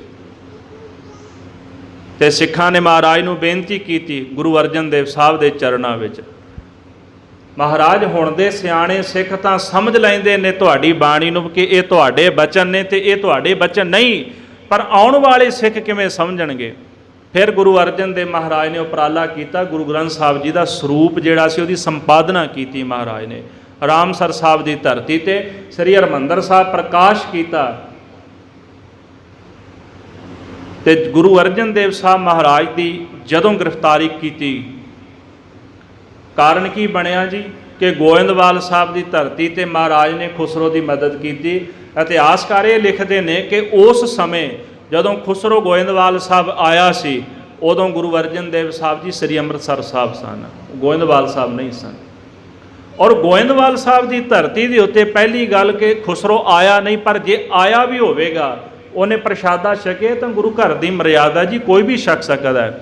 ਤੇ ਰਹੀ ਗੱਲ ਤਿਲਕ ਦੀ, ਮਹਾਰਾਜ ਨੇ ਕੇਸਰ ਦਾ ਤਿਲਕ ਲਾਇਆ, ਇਹ ਹੋ ਨਹੀਂ ਸਕਦਾ ਕਿਉਂਕਿ ਗੁਰੂ ਘਰ ਦੀ ਮਰਿਆਦਾ ਇਹ ਹੈ ਹੀ ਨਹੀਂ। ਗੁਰੂ ਘਰ ਦੀ ਮਰਿਆਦਾ ਕਿ ਕੇਸਰ ਦਾ ਤਿਲਕ ਸਿਰਫ ਜਦੋਂ ਲਾਇਆ ਜਾਂਦਾ ਹੈ, ਗੁਰਤਾ ਗੱਦੀ ਦੇ ਸਮੇਂ ਕੇਸਰ ਦਾ ਤਿਲਕ ਕੱਢਿਆ ਜਾਂਦਾ ਹੈ, ਇਸ ਤੋਂ ਇਲਾਵਾ ਕਿਸੇ ਨੂੰ ਕੇਸਰ ਦਾ ਤਿਲਕ ਨਹੀਂ ਕੱਢਿਆ ਜਾਂਦਾ। ਤੇ ਸਵਾਲ ਹੀ ਪੈਦਾ ਨਹੀਂ ਹੁੰਦਾ ਗੁਰੂ ਅਰਜਨ ਦੇਵ ਸਾਹਿਬ ਨੇ ਕਿਤੇ ਕੇਸਰ ਦਾ ਤਿਲਕ ਉਹਨਾਂ ਦੇ ਲਾ ਦਿੱਤਾ ਹੋਵੇ। ਕਹਿੰਦੇ ਜੀ ਆਹ ਜਿਹੜਾ ਬਹਾਨਾ ਬਣਾਇਆ ਉਹਨਾਂ ਨੇ ਗੁਰੂ ਅਰਜਨ ਦੇਵ ਸਾਹਿਬ ਜੀ ਦੀ ਗ੍ਰਿਫਤਾਰੀ ਦਾ, ਵੀ ਉਹਨਾਂ ਨੇ ਖੁਸਰੋ ਦੀ ਮਦਦ ਕੀਤੀ ਹੈ। ਮੁਰਤਜ਼ਾ ਖਾਨ ਨੂੰ ਹੁਕਮ ਕੀਤਾ ਤੇ ਮੁਰਤਜ਼ਾ ਖਾਨ ਸਤਿਗੁਰਾਂ ਨੂੰ ਗ੍ਰਿਫਤਾਰ ਕਰਨ ਵਾਸਤੇ ਸ੍ਰੀ ਅੰਮ੍ਰਿਤਸਰ ਸਾਹਿਬ ਦੀ ਧਰਤੀ ਤੇ ਆ ਗਿਆ। ਧੰਨ ਗੁਰੂ ਅਰਜਨ ਦੇਵ ਸਾਹਿਬ ਸੱਚੇ ਪਾਤਸ਼ਾਹ ਜੀ ਮਹਾਰਾਜ ਨੇ ਗੁਰੂ ਹਰਗੋਬਿੰਦ ਸਾਹਿਬ ਨੂੰ ਸੱਦਿਆ। ਸਤਿਗੁਰਾਂ ਦੀ ਉਮਰ ਕਰੀਬਨ 11 ਸਾਲ ਦੀ ਉਮਰ ਸੀ। ਹਜ਼ੂਰ ਕਹਿੰਦੇ ਨੇ ਸਾਡਾ ਸੀਸ ਲੱਗੇਗਾ, ਅੱਜ ਤੋਂ ਬਾਅਦ ਤੁਸੀਂ ਗੁਰੂ ਨਾਨਕ ਸਾਹਿਬ ਜੀ ਦੀ ਪਾਵਨ ਗੱਦੀ ਦੇ 6ਵੇਂ ਵਾਰਿਸ ਹੋਵੋਗੇ। ਸਤਿਗੁਰਾਂ ਨੇ 5 ਪੈਸੇ ਨਾਰੀਅਲ ਰੱਖ ਕੇ ਪ੍ਰਕਰਮਾ ਕਰਕੇ ਨਮਸਕਾਰ ਕੀਤੀ। ਬਾਬਾ ਬੁੱਢਾ ਜੀ ਨੂੰ ਹੁਕਮ ਦੇ ਕੇ ਸਾਧ ਸੰਗਤ ਤਿਲਕ ਕਢਾਇਆ ਤੇ ਆਪਣੀ ਗੱਦੀ ਉਹਨਾਂ ਨੂੰ ਸੌਂਪ ਕੇ ਹੁਕਮ ਕੀਤਾ ਕਿ ਹੁਣ ਸਮਾਂ ਜਿਹੜਾ ਆਇਆ ਉਹ ਸਮਾਂ ਹੈ ਸ਼ਸਤਰ ਧਾਰਨ ਕਰਨ ਦਾ, ਜ਼ਬਰ ਤੇ ਜ਼ਾਲਮ ਦਾ ਟਾਕਰਾ ਕਰਨ ਦਾ। ਅਸੀਂ 5 ਜਾਮਿਆਂ ਵਿੱਚ ਸ਼ਾਂਤੀ ਨਾਲ ਇਹਨਾਂ ਦਾ ਟਾਕਰਾ ਕੀਤਾ, ਤੁਸੀਂ ਸ਼ਸਤਰ ਦੇ ਨਾਲ ਇਹਨਾਂ ਦਾ ਟਾਕਰਾ ਕਰਨਾ ਹੈ। ਗੁਰੂ ਅਰਜਨ ਦੇਵ ਸਾਹਿਬ ਜੀ ਮਹਾਰਾਜ ਜਦੋਂ ਲਾਹੌਰ ਨੂੰ ਚੱਲ ਪਏ, 5 ਸਿੱਖ ਮਹਾਰਾਜ ਦੇ ਨਾਲ ਸਨ ਤੇ ਗੁਰਮੁਖ ਪਿਆਰਿਓ ਮੁਰਤਜ਼ਾ ਖਾਨ ਨੇ ਸਤਿਗੁਰਾਂ ਨੂੰ ਇੱਥੋਂ ਗ੍ਰਿਫਤਾਰ ਕੀਤਾ, ਲਾਹੌਰ ਦਰਬਾਰ ਵਿੱਚ ਲੈ ਗਏ। ਸਵਾਲ ਜਵਾਬ ਹੋਏ ਉੱਥੇ ਜਹਾਂਗੀਰ ਬਾਦਸ਼ਾਹ ਦੇ ਨਾਲ, ਤੇ ਸਵਾਲ ਜਵਾਬਾਂ ਦੇ ਵਿੱਚ ਇੱਕ ਪੱਖ ਇਹ ਉਗੜ ਕੇ ਆਉਂਦਾ ਹੈ, ਉਹਨੇ ਸਤਿਗੁਰਾਂ ਨੂੰ ਇੱਕ ਬਚਨ ਆਖਿਆ ਸੀ। ਮੈਂ ਤੁਹਾਨੂੰ ਥੋੜ੍ਹਾ ਜਿਹਾ ਹਿਸਟਰੀ ਤੋਂ ਪਿੱਛੇ ਲੈ ਜਾਵਾਂ। ਗੁਰੂ ਗ੍ਰੰਥ ਸਾਹਿਬ ਜੀ ਦੀ ਸੰਪਾਦਨਾ ਵੇਲੇ 4 ਭਗਤ ਮਹਾਰਾਜ ਕੋਲ ਆਏ ਸਨ, ਕਾਨਾ, ਪੀਲੂ, ਛੱਜੂ ਤੇ ਸ਼ਾਹ ਹੁਸੈਨ। ਇਹ 4 ਜਣੇ ਸਨ। ਇਹਨਾਂ ਨੇ ਗੁਰੂ ਗ੍ਰੰਥ ਸਾਹਿਬ ਜੀ ਅੰਦਰ ਆਪਣੀ ਬਾਣੀ ਦਰਜ ਕਰਾਣੀ ਚਾਹੀ। ਗੁਰੂ ਅਰਜਨ ਦੇਵ ਸਾਹਿਬ ਮਹਾਰਾਜ ਨੇ ਇਹਨਾਂ ਨੂੰ ਮਨਾ ਕਰ ਦਿੱਤਾ ਸੀ ਵੀ ਨਹੀਂ, ਅਸੀਂ ਤੁਹਾਡੀ ਬਾਣੀ ਜਿਹੜੀ ਹੈ ਗੁਰੂ ਗ੍ਰੰਥ ਸਾਹਿਬ ਵਿੱਚ ਦਰਜ ਨਹੀਂ ਕਰਨੀ। ਇਤਿਹਾਸਕਾਰ ਲਿਖਦੇ ਵੀ ਰਾਹ ਵਿੱਚ ਜਾਂਦਿਆਂ ਇਹਨਾਂ ਦੀ ਮੌਤ ਹੋ ਗਈ ਤੇ ਇਹਨਾਂ ਦੇ ਵਿੱਚ ਇੱਕ ਪੁਰਸ਼ ਸੀਗਾ ਜਿਹਨੂੰ ਕਹਿੰਦੇ ਕਾਨਾ, ਤੇ ਕਾਨਾ ਚੰਦੂ ਦਾ ਚਚੇਰਾ ਭਰਾ ਸੀਗਾ। ਇਹ ਵੀ ਮਹਾਰਾਜ ਜੀ ਦੀ ਸ਼ਹਾਦਤ ਦਾ ਕਾਰਨ ਸੀ। ਇਹ ਛੋਟੇ ਛੋਟੇ ਕਾਰਨ ਨੇ, ਇਹ ਸਾਰੀਆਂ ਕੜੀਆਂ ਜੁੜਦੀਆਂ ਨੇ। ਤੁਸੀਂ ਕੇਵਲ ਇਹ ਨਾ ਸਮਝਣਾ ਵੀ ਚੰਦੂ ਦੀ ਬੇਟੀ ਦਾ ਰਿਸ਼ਤਾ ਨਹੀਂ ਲਿਆ ਤੇ ਉਹਨੇ ਸ਼ਹੀਦ ਕਰਾ ਦਿੱਤਾ। ਇਹ ਸੋਚੋ ਕਿ ਗੁਰੂ ਅਰਜਨ ਦੇਵ ਸਾਹਿਬ ਨੇ ਜਿਹੜਾ ਸਿੱਖੀ ਦਾ ਪ੍ਰਚਾਰ ਕੀਤਾ, ਹਰਿਮੰਦਰ ਸਾਹਿਬ ਜੋ ਸਿੱਖੀ ਦਾ ਮੁੱਖ ਸੈਂਟਰ ਹੈ, ਹਰਿਮੰਦਰ ਸਾਹਿਬ ਦੀ ਰਚਨਾ ਕੀਤੀ, ਗੁਰੂ ਗ੍ਰੰਥ ਸਾਹਿਬ ਦੀ ਰਚਨਾ ਕੀਤੀ। ਮਹਾਰਾਜ ਨੇ ਝੂਠ ਦੇ ਪ੍ਰਚਾਰ ਦੀ ਲੱਗ ਪੰਜਾਬ ਦੀ ਧਰਤੀ ਤੇ ਤੋੜ ਦਿੱਤੀ। ਤੇ ਖਾਲਸਾ ਜੀ ਅਸਲ ਵਿੱਚ ਮਹਾਰਾਜ ਨੂੰ ਉਹ ਲੋਕ ਚੁੱਭਦੇ ਸਨ, ਜਿਹੜੇ ਝੂਠ ਦਾ ਪ੍ਰਚਾਰ ਕਰਦੇ ਸਨ ਤੇ ਝੂਠ ਦੇ ਪ੍ਰਚਾਰ ਕਰਨ ਵਾਲਿਆਂ ਨੂੰ ਗੁਰੂ ਅਰਜਨ ਦੇਵ ਸਾਹਿਬ ਭਾਉਂਦੇ ਨਹੀਂ ਸਨ, ਉਹਨਾਂ ਨੂੰ ਚੰਗੇ ਨਹੀਂ ਸਨ ਲੱਗਦੇ। ਮੌਲਵੀ ਕੀ, ਪੰਡਤ ਕੀ ਕਹੀਏ, ਚੰਦੂ ਦੀਵਾਨ ਕੀ ਕਹੀਏ, ਮੁਰਤਜ਼ਾ ਖਾਨ, ਸ਼ੇਖ ਸਰਹੰਦੀ, ਇਹਨਾਂ ਸਾਰਿਆਂ ਦੀ ਵਿਉਂਤਬੰਦੀ ਸੀ। ਇਹਨਾਂ ਨੇ ਜਹਾਂਗੀਰ ਤੱਕ ਸ਼ਿਕਾਇਤਾਂ ਪਹੁੰਚਾ ਕੇ ਉਹਦੇ ਕੰਨ ਭਰੇ ਤੇ ਜਦੋਂ ਸਤਿਗੁਰਾਂ ਨੂੰ ਗ੍ਰਿਫਤਾਰ ਕਰਕੇ ਉੱਥੇ ਲਿਜਾਇਆ ਗਿਆ ਨਾ, ਉਸ ਸਮੇਂ ਸਤਿਗੁਰਾਂ ਨੂੰ ਇਹ ਸਵਾਲ ਕੀਤਾ, ਤੁਸੀਂ ਖੁਸਰੋ ਦੀ ਮਦਦ ਕੀਤੀ ਹੈ? ਮਹਾਰਾਜ ਕਹਿੰਦੇ ਨਹੀਂ। ਪਹਿਲੀ ਗੱਲ, ਖੁਸਰੋ ਸਾਨੂੰ ਮਿਲਿਆ ਨਹੀਂ, ਅਸੀਂ ਅੰਮ੍ਰਿਤਸਰ ਸਾਹਿਬ ਸੀ, ਉਹ ਗੋਇੰਦਵਾਲ ਸਾਹਿਬ ਗਿਆ। ਤੇ ਗੁਰੂ ਕੇ ਲੰਗਰਾਂ ਦੇ ਵਿੱਚੋਂ ਜਿਹੜਾ ਪ੍ਰਸ਼ਾਦਾ ਹੈ ਅਗਰ ਕੋਈ ਪ੍ਰਾਪਤ ਕਰਦਾ ਹੈ ਤੇ ਅਸੀਂ ਇਹ ਨਹੀਂ ਵੇਖਦੇ ਕਿ ਉਹ ਰਾਜਾ ਹੈ, ਉਹ ਭਿਖਾਰੀ ਹੈ, ਅਮੀਰ ਹੈ, ਗਰੀਬ ਹੈ। ਗੁਰੂ ਕਾ ਲੰਗਰ ਹੈ, ਜਿਹਦਾ ਜੀ ਕਰਦਾ ਉਹ ਲੰਗਰ ਛਕ ਸਕਦਾ ਹੈ। ਜਿੱਥੇ ਹੋਰ ਲੋਕ ਆ ਕੇ ਲੰਗਰ ਛਕਦੇ, ਉੱਥੇ ਖੁਸਰੋ ਵੀ ਛਕ ਗਿਆ। ਰਹੀ ਗੱਲ ਕੇਸਰ ਦੇ ਤਿਲਕ ਦੀ, ਅਸੀਂ ਕੇਸਰ ਦਾ ਤਿਲਕ ਉਹਨੂੰ ਨਹੀਂ ਦਿੱਤਾ। ਇੱਕ ਉੱਥੇ ਇਤਿਹਾਸ ਦੇ ਵਿੱਚ ਬਚਨ ਆਉਂਦਾ ਜੀ ਵੀ 2 ਲੱਖ ਰੁਪਈਆ ਜੁਰਮਾਨਾ ਕੀਤਾ ਗਿਆ ਮਹਾਰਾਜ ਨੂੰ, ਵੀ ਤੁਸੀਂ ਜੁਰਮਾਨਾ ਤਾਰ ਦਿਓ। ਇੱਕ ਵਿਦਵਾਨ ਨੇ ਗੱਲ ਲਿਖੀ ਵੀ ਜੁਰਮਾਨਾ ਗੁਰੂ ਸਾਹਿਬ ਨੂੰ ਕਰ ਤਾਂ ਦਿੱਤਾ ਗਿਆ, ਪਰ ਉਹ ਕੇਵਲ ਇੱਕ ਅਫਵਾਹ ਸੀ ਜਹਾਂਗੀਰ ਦੀ, ਵੀ ਮੈਂ ਲੋਕਾਂ ਨੂੰ ਇਹ ਆਖਾਂਗਾ ਇਹਨਾਂ ਕੋਲੋਂ ਜੁਰਮਾਨਾ ਤਾਰਿਆ ਨਹੀਂ ਗਿਆ ਤੇ ਮੈਂ ਇਹਨਾਂ ਨੂੰ ਸਜ਼ਾ ਦਿੱਤੀ ਹੈ। ਉਹਨੇ ਦੂਜਾ ਬਚਨ ਆਖਿਆ, ਮੈਂ ਸੁਣਿਆ ਕਿ ਤੁਸੀਂ ਗੁਰੂ ਗ੍ਰੰਥ ਸਾਹਿਬ ਦਾ ਸਰੂਪ ਤਿਆਰ ਕੀਤਾ ਹੈ। ਗੁਰੂ ਅਰਜਨ ਦੇਵ ਸਾਹਿਬ ਸੱਚੇ ਪਾਤਸ਼ਾਹ ਜੀ ਮਹਾਰਾਜ, ਜਹਾਂਗੀਰ ਉਹਨਾਂ ਨੂੰ ਕਹਿੰਦਾ ਗੁਰੂ ਗ੍ਰੰਥ ਸਾਹਿਬ ਵਿੱਚ ਮੁਹੰਮਦ ਦੀ ਤਾਰੀਫ ਲਿਖੋ। ਸਤਿਗੁਰੂ ਕਹਿੰਦੇ ਨੇ ਕਿ ਉਹ ਅਕਾਲ ਦੀ ਰੱਬ ਦੀ ਬਾਣੀ ਹੈ। ਗੁਰੂ ਗ੍ਰੰਥ ਸਾਹਿਬ ਦੀ ਸੰਪਾਦਨਾ ਹੋ ਗਈ ਹੈ, ਉਹਦੇ ਵਿੱਚ ਕਿਸੇ ਦੀ ਤਾਰੀਫ ਨਹੀਂ ਲਿਖੀ ਜਾ ਸਕਦੀ, ਕਿਸੇ ਦੀ ਨਿੰਦਿਆ ਨਹੀਂ ਲਿਖੀ ਜਾ ਸਕਦੀ। ਅਕਾਲ ਪੁਰਖ ਦੀ, ਪਰਮੇਸ਼ਰ ਦੀ ਇਹ ਬਾਣੀ ਹੈ, ਉਹ ਪਰਮੇਸ਼ਰ ਦੇ ਨਾਮ ਦੀ ਪ੍ਰੋੜਤਾ ਕਰਦੀ ਹੈ, ਅਕਾਲ ਪੁਰਖ ਦੀ ਵਡਿਆਈ ਕਰਦੀ ਹੈ। ਉਹਦੇ ਵਿੱਚ ਕਿਸੇ ਦੀ ਅਸੀਂ ਸਿਫਤ ਨਹੀਂ ਲਿਖ ਸਕਦੇ। ਉਹਨੇ ਆਖਿਆ ਵੀ ਫਿਰ ਤੁਹਾਨੂੰ ਕਤਲ ਕੀਤਾ ਜਾਏਗਾ। ਮਹਾਰਾਜ ਕਹਿੰਦੇ ਸਾਨੂੰ ਕਬੂਲ ਹੈ, ਸਾਨੂੰ ਇਹ ਚੀਜ਼ ਕਬੂਲ ਹੈ, ਪਰ ਅਸੀਂ ਗੁਰੂ ਗ੍ਰੰਥ ਸਾਹਿਬ ਦੇ ਵਿੱਚ ਮੁਹੰਮਦ ਦੀ ਸਿਫਤ ਨਹੀਂ ਲਿਖ ਸਕਦੇ। ਮੁਲਾਣੇ, ਸੁਲਤਾਨੀਏ, ਜਿਨ੍ਹਾਂ ਨਗਾਏ ਵਾਲੇ ਆਦਿਕ, ਇਹ ਸਾਰੇ ਗੁਰੂ ਸਾਹਿਬ ਦੇ ਵਿਰੋਧੀ ਸਨ, ਜਿਨ੍ਹਾਂ ਨੇ ਸ਼ਿਕਾਇਤਾਂ ਕੀਤੀਆਂ ਸਨ, ਕਿਉਂਕਿ ਇਹਨਾਂ ਦੀ ਕਮਰ ਸਤਿਗੁਰਾਂ ਨੇ ਤੋੜ ਦਿੱਤੀ ਸੀ ਪੰਜਾਬ ਦੇ ਵਿੱਚੋਂ। ਇਹ ਸਾਰੇ ਕਾਰਨ ਸਨ ਮਹਾਰਾਜ ਦੀ ਸ਼ਹਾਦਤ ਦੇ। ਉਹਨੇ ਹੁਕਮ ਦਿੱਤਾ ਵੀ ਇਹਨਾਂ ਨੂੰ ਯਾਸਾ ਦੀ ਸਜ਼ਾ ਦੇ ਅਨੁਸਾਰ ਸ਼ਹੀਦ ਕਰ ਦਿੱਤਾ ਜਾਏ, ਕਤਲ ਕੀਤਾ ਜਾਏ। ਆਪ ਇਹ ਬਚਨ ਕਹਿ ਕੇ ਇਹ ਕਸ਼ਮੀਰ ਨੂੰ ਚਲਾ ਗਿਆ ਤਾਂ ਕਿ ਮੇਰੇ ਸਿਰ ਤੇ ਕੋਈ ਗੱਲ ਨਾ ਆਵੇ, ਤੇ ਗੁਰੂ ਸਾਹਿਬ ਨੂੰ ਮੁਰਤਜ਼ਾ ਖਾਨ ਦੇ ਹਵਾਲੇ ਕੀਤਾ ਗਿਆ। ਯਾਸ਼ਾ ਕੀ ਹੈ? ਕਰੀਬਨ 12ਵੀਂ ਸਦੀ ਦੇ ਵਿੱਚ ਇੱਕ ਪੁਰਸ਼ ਹੋਇਆ ਜਿਹਨੇ ਬੜਾ ਕਤਲੇਆਮ ਕੀਤਾ ਸੀ, ਤੁਸੀਂ ਨਾਂ ਸੁਣਿਆ ਹੋਣਾ, ਚੰਗੇਜ਼ ਖਾਨ। ਸੈਮੀਅਨ ਧਰਮ ਨੂੰ ਮੰਨਣ ਵਾਲਾ ਚੰਗੇਜ਼ ਖਾਨ, ਉਹ ਭੂਤ ਪ੍ਰੇਤਾਂ ਦੇ ਵਿੱਚ ਉਹਨਾਂ ਦਾ ਧਰਮ ਵਿਸ਼ਵਾਸ ਰੱਖਦਾ ਸੀ, ਉਹਨਾਂ ਦੀ ਉਹ ਪੂਜਾ ਕਰਦੇ ਸਨ। ਉਹਨਾਂ ਦਾ ਇਹ ਮੰਨਣਾ ਸੀ ਕਿ ਜਦੋਂ ਕੋਈ ਧਾਰਮਿਕ ਪੁਰਸ਼ ਨੂੰ ਕਤਲ ਕੀਤਾ ਜਾਏ, ਉਹਨੂੰ ਸਜ਼ਾ ਦਿੱਤੀ ਜਾਏ, ਅਗਰ ਉਹਦਾ ਲਹੂ ਧਰਤੀ 'ਤੇ ਡਿੱਗਦਾ, ਜਿੰਨੀਆਂ ਖੂਨ ਦੀਆਂ ਬੂੰਦਾਂ ਧਰਤੀ 'ਤੇ ਡਿੱਗਦੀਆਂ ਓਨੀਆਂ ਰੂਹਾਂ ਪੈਦਾ ਹੁੰਦੀਆਂ ਨੇ, ਤਾਂ ਸਾਡੇ ਕਬੀਲੇ ਨੂੰ ਤੰਗ ਕਰਦੀਆਂ ਨੇ।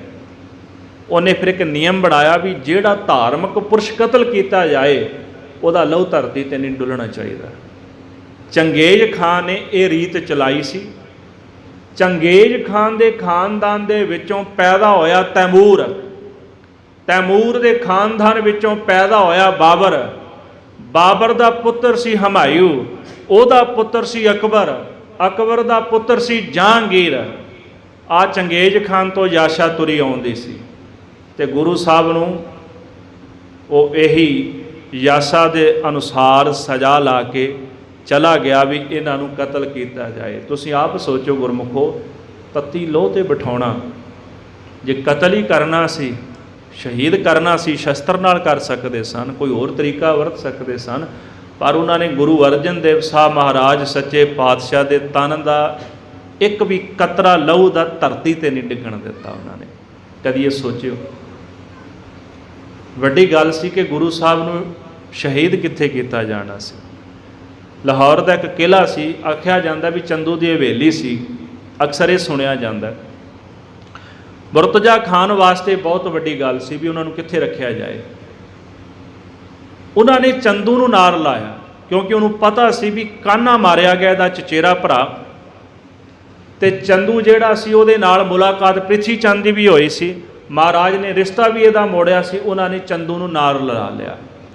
ਸਾਰਾ ਦੋਸ਼ ਚੰਦੂ ਦੇ ਸਿਰ ਤੇ ਮੜਿਆ ਜਾਂਦਾ ਵੀ ਉਹਨੇ ਕੀਤਾ, ਨਹੀਂ, ਉਹ ਨਾਲ ਰਲਿਆ ਇਹਨਾਂ ਦੇ। ਕਰਨ ਵਾਲੇ ਜਿਹੜੇ ਲੋਕ ਸਨ, ਬੜਾ ਤਗੜਾ ਰਾਜਸੀ ਤੰਤਰ ਸੀ। ਜਹਾਂਗੀਰ ਇਹਨਾਂ ਦਾ ਮੁਖੀਆ ਸੀ, ਜਿਹਨੇ ਆਗਿਆ ਦਿੱਤੀ ਮਹਾਰਾਜ ਨੂੰ ਸ਼ਹੀਦ ਕਰਨ ਦੀ। ਮੈਂ ਸਵੇਰੇ ਇੱਕ ਪੁਸਤਕ ਪੜ੍ਹਦਾ ਸੀਗਾ, ਕਿਸੇ ਲੇਖਕ ਦੀ ਮੈਂ ਜ਼ਿਕਰ ਨਹੀਂ ਕਰਨਾ, ਮੈਂ ਹੈਰਾਨ ਹੋ ਗਿਆ ਪੁਸਤਕ ਪੜ੍ਹ ਕੇ। ਸਾਰੀ ਪੁਸਤਕ ਦੇ ਵਿੱਚ ਇੱਕੋ ਗੱਲ ਲਿਖੀ ਵੀ ਜਹਾਂਗੀਰ ਨੂੰ ਪਤਾ ਹੀ ਕੋਈ ਨਹੀਂ ਸੀ। ਕਮਾਲ ਦੀ ਗੱਲ ਹੈ, ਜਿਹੜਾ ਬੰਦਾ ਹੁਕਮ ਦੇ ਕੇ ਜਾ ਰਿਹਾ ਹੈ, ਉਹਨੇ ਇੱਥੋਂ ਤਾਈਂ ਲਿਖ ਦਿੱਤਾ ਵੀ ਤੁਜਕ ਜਹਾਂਗੀਰੀ ਜਿਹੜੀ ਲਿਖੀ ਗਈ ਹੈ ਨਾ, ਵੀ ਉਹ ਸ਼ੇਖ ਸਰਹੰਦੀ ਨੇ ਲਿਖ ਦਿੱਤੀ ਸੀ, ਵੀ ਉਹਨੇ ਲਿਖੀ ਹੈ, ਉਹਨੇ ਜੋ ਮਰਜ਼ੀ ਜੀ 'ਚ ਆਇਆ ਉਹਨੇ ਲਿਖ ਦਿੱਤਾ। ਪਰ ਉਹਨਾਂ ਨੇ ਇਹ ਨਹੀਂ ਵਿਚਾਰਿਆ ਕਿ ਤੁਜਕ ਜਹਾਂਗੀਰੀ ਵਿੱਚ ਇਹ ਵੀ ਲਿਖਿਆ ਜਹਾਂਗੀਰ ਬਾਦਸ਼ਾਹ ਨੇ ਵੀ ਮੈਂ ਤੰਗ ਆ ਗਿਆ ਸੀ ਸ਼ੇਖ ਸਰਹੰਦੀ ਦੇ ਕੋਲੋਂ। ਸ਼ੇਖ ਸਰਹੰਦੀ ਨੂੰ ਉਹਨੇ ਆਪਣੀ ਸਭਾ ਵਿੱਚ ਬੁਲਾਇਆ, ਕਿਉਂਕਿ ਬਹੁਤ ਲੋਕਾਂ ਨੂੰ ਤੰਗ ਕਰਦਾ ਸੀ। ਸਭਾ ਦੇ ਵਿੱਚ ਬੁਲਾ ਕੇ ਸ਼ੇਖ ਸਰਹੰਦੀ ਨੂੰ ਕੁਝ ਸਵਾਲ ਜਵਾਬ ਕੀਤੇ। ਜਦੋਂ ਉਹਨੂੰ ਜਵਾਬ ਨਾ ਆਇਆ, ਜਹਾਂਗੀਰ ਨੇ ਫੜ ਕੇ ਕੈਦ ਵਿੱਚ ਪਾ ਲਿਆ, ਆਖਿਆ ਤੇਰਾ ਦਿਮਾਗ ਠੰਡਾ ਹੋ ਜਾਏਗਾ। ਮੁਰਤਜ਼ਾ ਖਾਨ ਮਾਰਿਆ ਗਿਆ ਸੀ। ਉਹਦੀ ਮੌਤ ਤੋਂ ਕਰੀਬਨ 1 ਸਾਲ ਬਾਅਦ ਸ਼ੇਖ ਸਰਹੰਦੀ ਨੂੰ ਜਹਾਂਗੀਰ ਨੇ ਕੈਦ ਕਰ ਲਿਆ ਸੀ, ਕਿਉਂਕਿ ਜਹਾਂਗੀਰ ਆਪ ਦੁਖੀ ਹੋ ਗਿਆ ਸੀ ਉਹਦੇ ਤੋਂ। ਇਹੋ ਜਿਹਾ ਜਹਾਂਗੀਰ ਬਾਦਸ਼ਾਹ, ਇਹ ਕਿਹਾ ਜਾਂਦਾ ਵੀ ਉਹਨੇ ਕੁਝ ਕੀਤਾ ਨਹੀਂ। ਸਾਡਾ ਅੱਜ ਦਾ ਕੁਝ ਸਮਾਜ, ਮੈਂ ਤਾਂ ਜ਼ਿਕਰ ਕਰਦਾ, ਆਖੇ ਜੀ ਚੰਦੂ ਦਾ ਕਸੂਰ ਕੋਈ ਨਹੀਂ। ਚੰਦੂ ਦਾ ਕਸੂਰ ਕਿਉਂ ਨਹੀਂ? ਕਿਉਂਕਿ ਗੁਰੂ ਅਰਜਨ ਦੇਵ ਸਾਹਿਬ ਨੂੰ ਸ਼ਹੀਦ ਕਰਨ ਦੇ ਵਿੱਚ ਉਹਦਾ ਹੱਥ ਹੈ। ਕਰਾਉਣਾ ਤਾਂ ਦੂਰ ਦੀ ਗੱਲ, ਜਦੋਂ ਮਹਾਰਾਜ ਨੂੰ ਸ਼ਹੀਦ ਕੀਤਾ ਗਿਆ, ਚੰਦੂ ਨਾਲ ਸੀ ਉਹਨਾਂ ਦੇ, ਮੁਰਤਜ਼ਾ ਖਾਨ ਦੇ। ਗੁਰੂ ਅਰਜਨ ਦੇਵ ਸਾਹਿਬ ਨੂੰ ਹਵੇਲੀ ਵਿੱਚ ਰੱਖਿਆ ਗਿਆ ਤੇ ਕਰੀਬਨ 5 ਦਿਨ ਤਸੀਹੇ ਦਿੱਤੇ ਗੁਰਮੁਖੋ। ਪਹਿਲੇ ਦਿਨ ਅੱਜ ਇੱਕ ਸਿੰਘ ਨੇ ਬੜਾ ਸੋਹਣਾ ਬਚਨ ਲਿਖਿਆ ਜੀ। ਉਹ ਜਾ ਰਿਹਾ ਸੀ ਤੇ ਕਹਿੰਦਾ ਮੈਂ ਟੈਂਪਰੇਚਰ ਚੈੱਕ ਕੀਤਾ ਤੇ 47 ਡਿਗਰੀ ਟੈਂਪਰੇਚਰ ਸੀ ਅੱਜ ਦਾ। ਕਹਿੰਦਾ ਸਰੀਰ ਸੜਦਾ ਪਿਆ ਸੀ ਮੇਰਾ।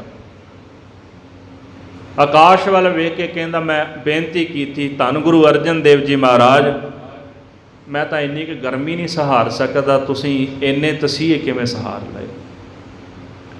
ਪਹਿਲੇ ਦਿਨ ਗੁਰੂ ਸਾਹਿਬ ਨੂੰ ਭੁੱਖਾ ਪਿਆਸਾ ਧੁੱਪ ਦੇ ਵਿੱਚ ਖਿਲਾਰਿਆ ਗਿਆ ਸਾਰਾ ਦਿਨ। ਕਹਿੰਦੇ ਰੇਤ ਸੀ, ਆਖਿਆ ਵੀ ਇੱਥੇ ਬਹਿ ਜਾਓ। ਰੇਤ ਦੇ ਵਿੱਚ ਤਪਦੀ ਰੇਤ, ਉੱਪਰੋਂ ਧੁੱਪ ਪੈ ਰਹੀ ਹੈ, ਛਕਣ ਵਾਸਤੇ ਜਲ ਨਹੀਂ, ਛਕਣ ਵਾਸਤੇ ਭੋਜਨ ਨਹੀਂ। ਭੁੱਖੇ ਪਿਆਸੇ ਗੁਰੂ ਸਾਹਿਬ ਨੂੰ ਰੱਖਿਆ ਗਿਆ। ਉਸ ਤੋਂ ਬਾਅਦ ਗੁਰੂ ਸਾਹਿਬ ਨੂੰ ਉਬਲਦੀ ਦੇਗ ਦੇ ਵਿੱਚ ਉਬਾਲਿਆ ਗਿਆ। ਦੇਗ ਦੇ ਵਿੱਚ ਪਾਣੀ ਭਰ ਲਿਆ ਤੇ ਉਹਦੇ ਵਿੱਚ ਗੁਰੂ ਅਰਜਨ ਦੇਵ ਸਾਹਿਬ ਨੂੰ ਉਬਾਲਿਆ ਗਿਆ। ਆਖੇ ਜੀ ਖੂਨ ਦਾ ਕਤਰਾ ਧਰਤੀ ਤੇ ਨਹੀਂ ਡਿੱਗਣਾ ਚਾਹੀਦਾ। ਆਪ ਸੋਚੋ ਕਿ ਗਰਮ ਪਾਣੀ ਦੇ ਵਿੱਚ ਹੱਥ ਪਟਾ ਦਈਏ ਤੇ ਹੱਥ ਮਨੁੱਖ ਦਾ ਸੜ ਜਾਂਦਾ, ਤੇ ਜਿਨ੍ਹਾਂ ਨੇ ਉਬਲਦੀ ਹੋਈ ਦੇਗ ਵਿੱਚ ਬਹਿ ਕੇ ਇੱਕ ਪੈਰ ਸਮਾਂ ਗੁਜ਼ਾਰਿਆ ਹੋਏਗਾ ਤੇ ਕਿਹੋ ਜਿਹਾ ਸਮਾਂ ਹੋਵੇਗਾ।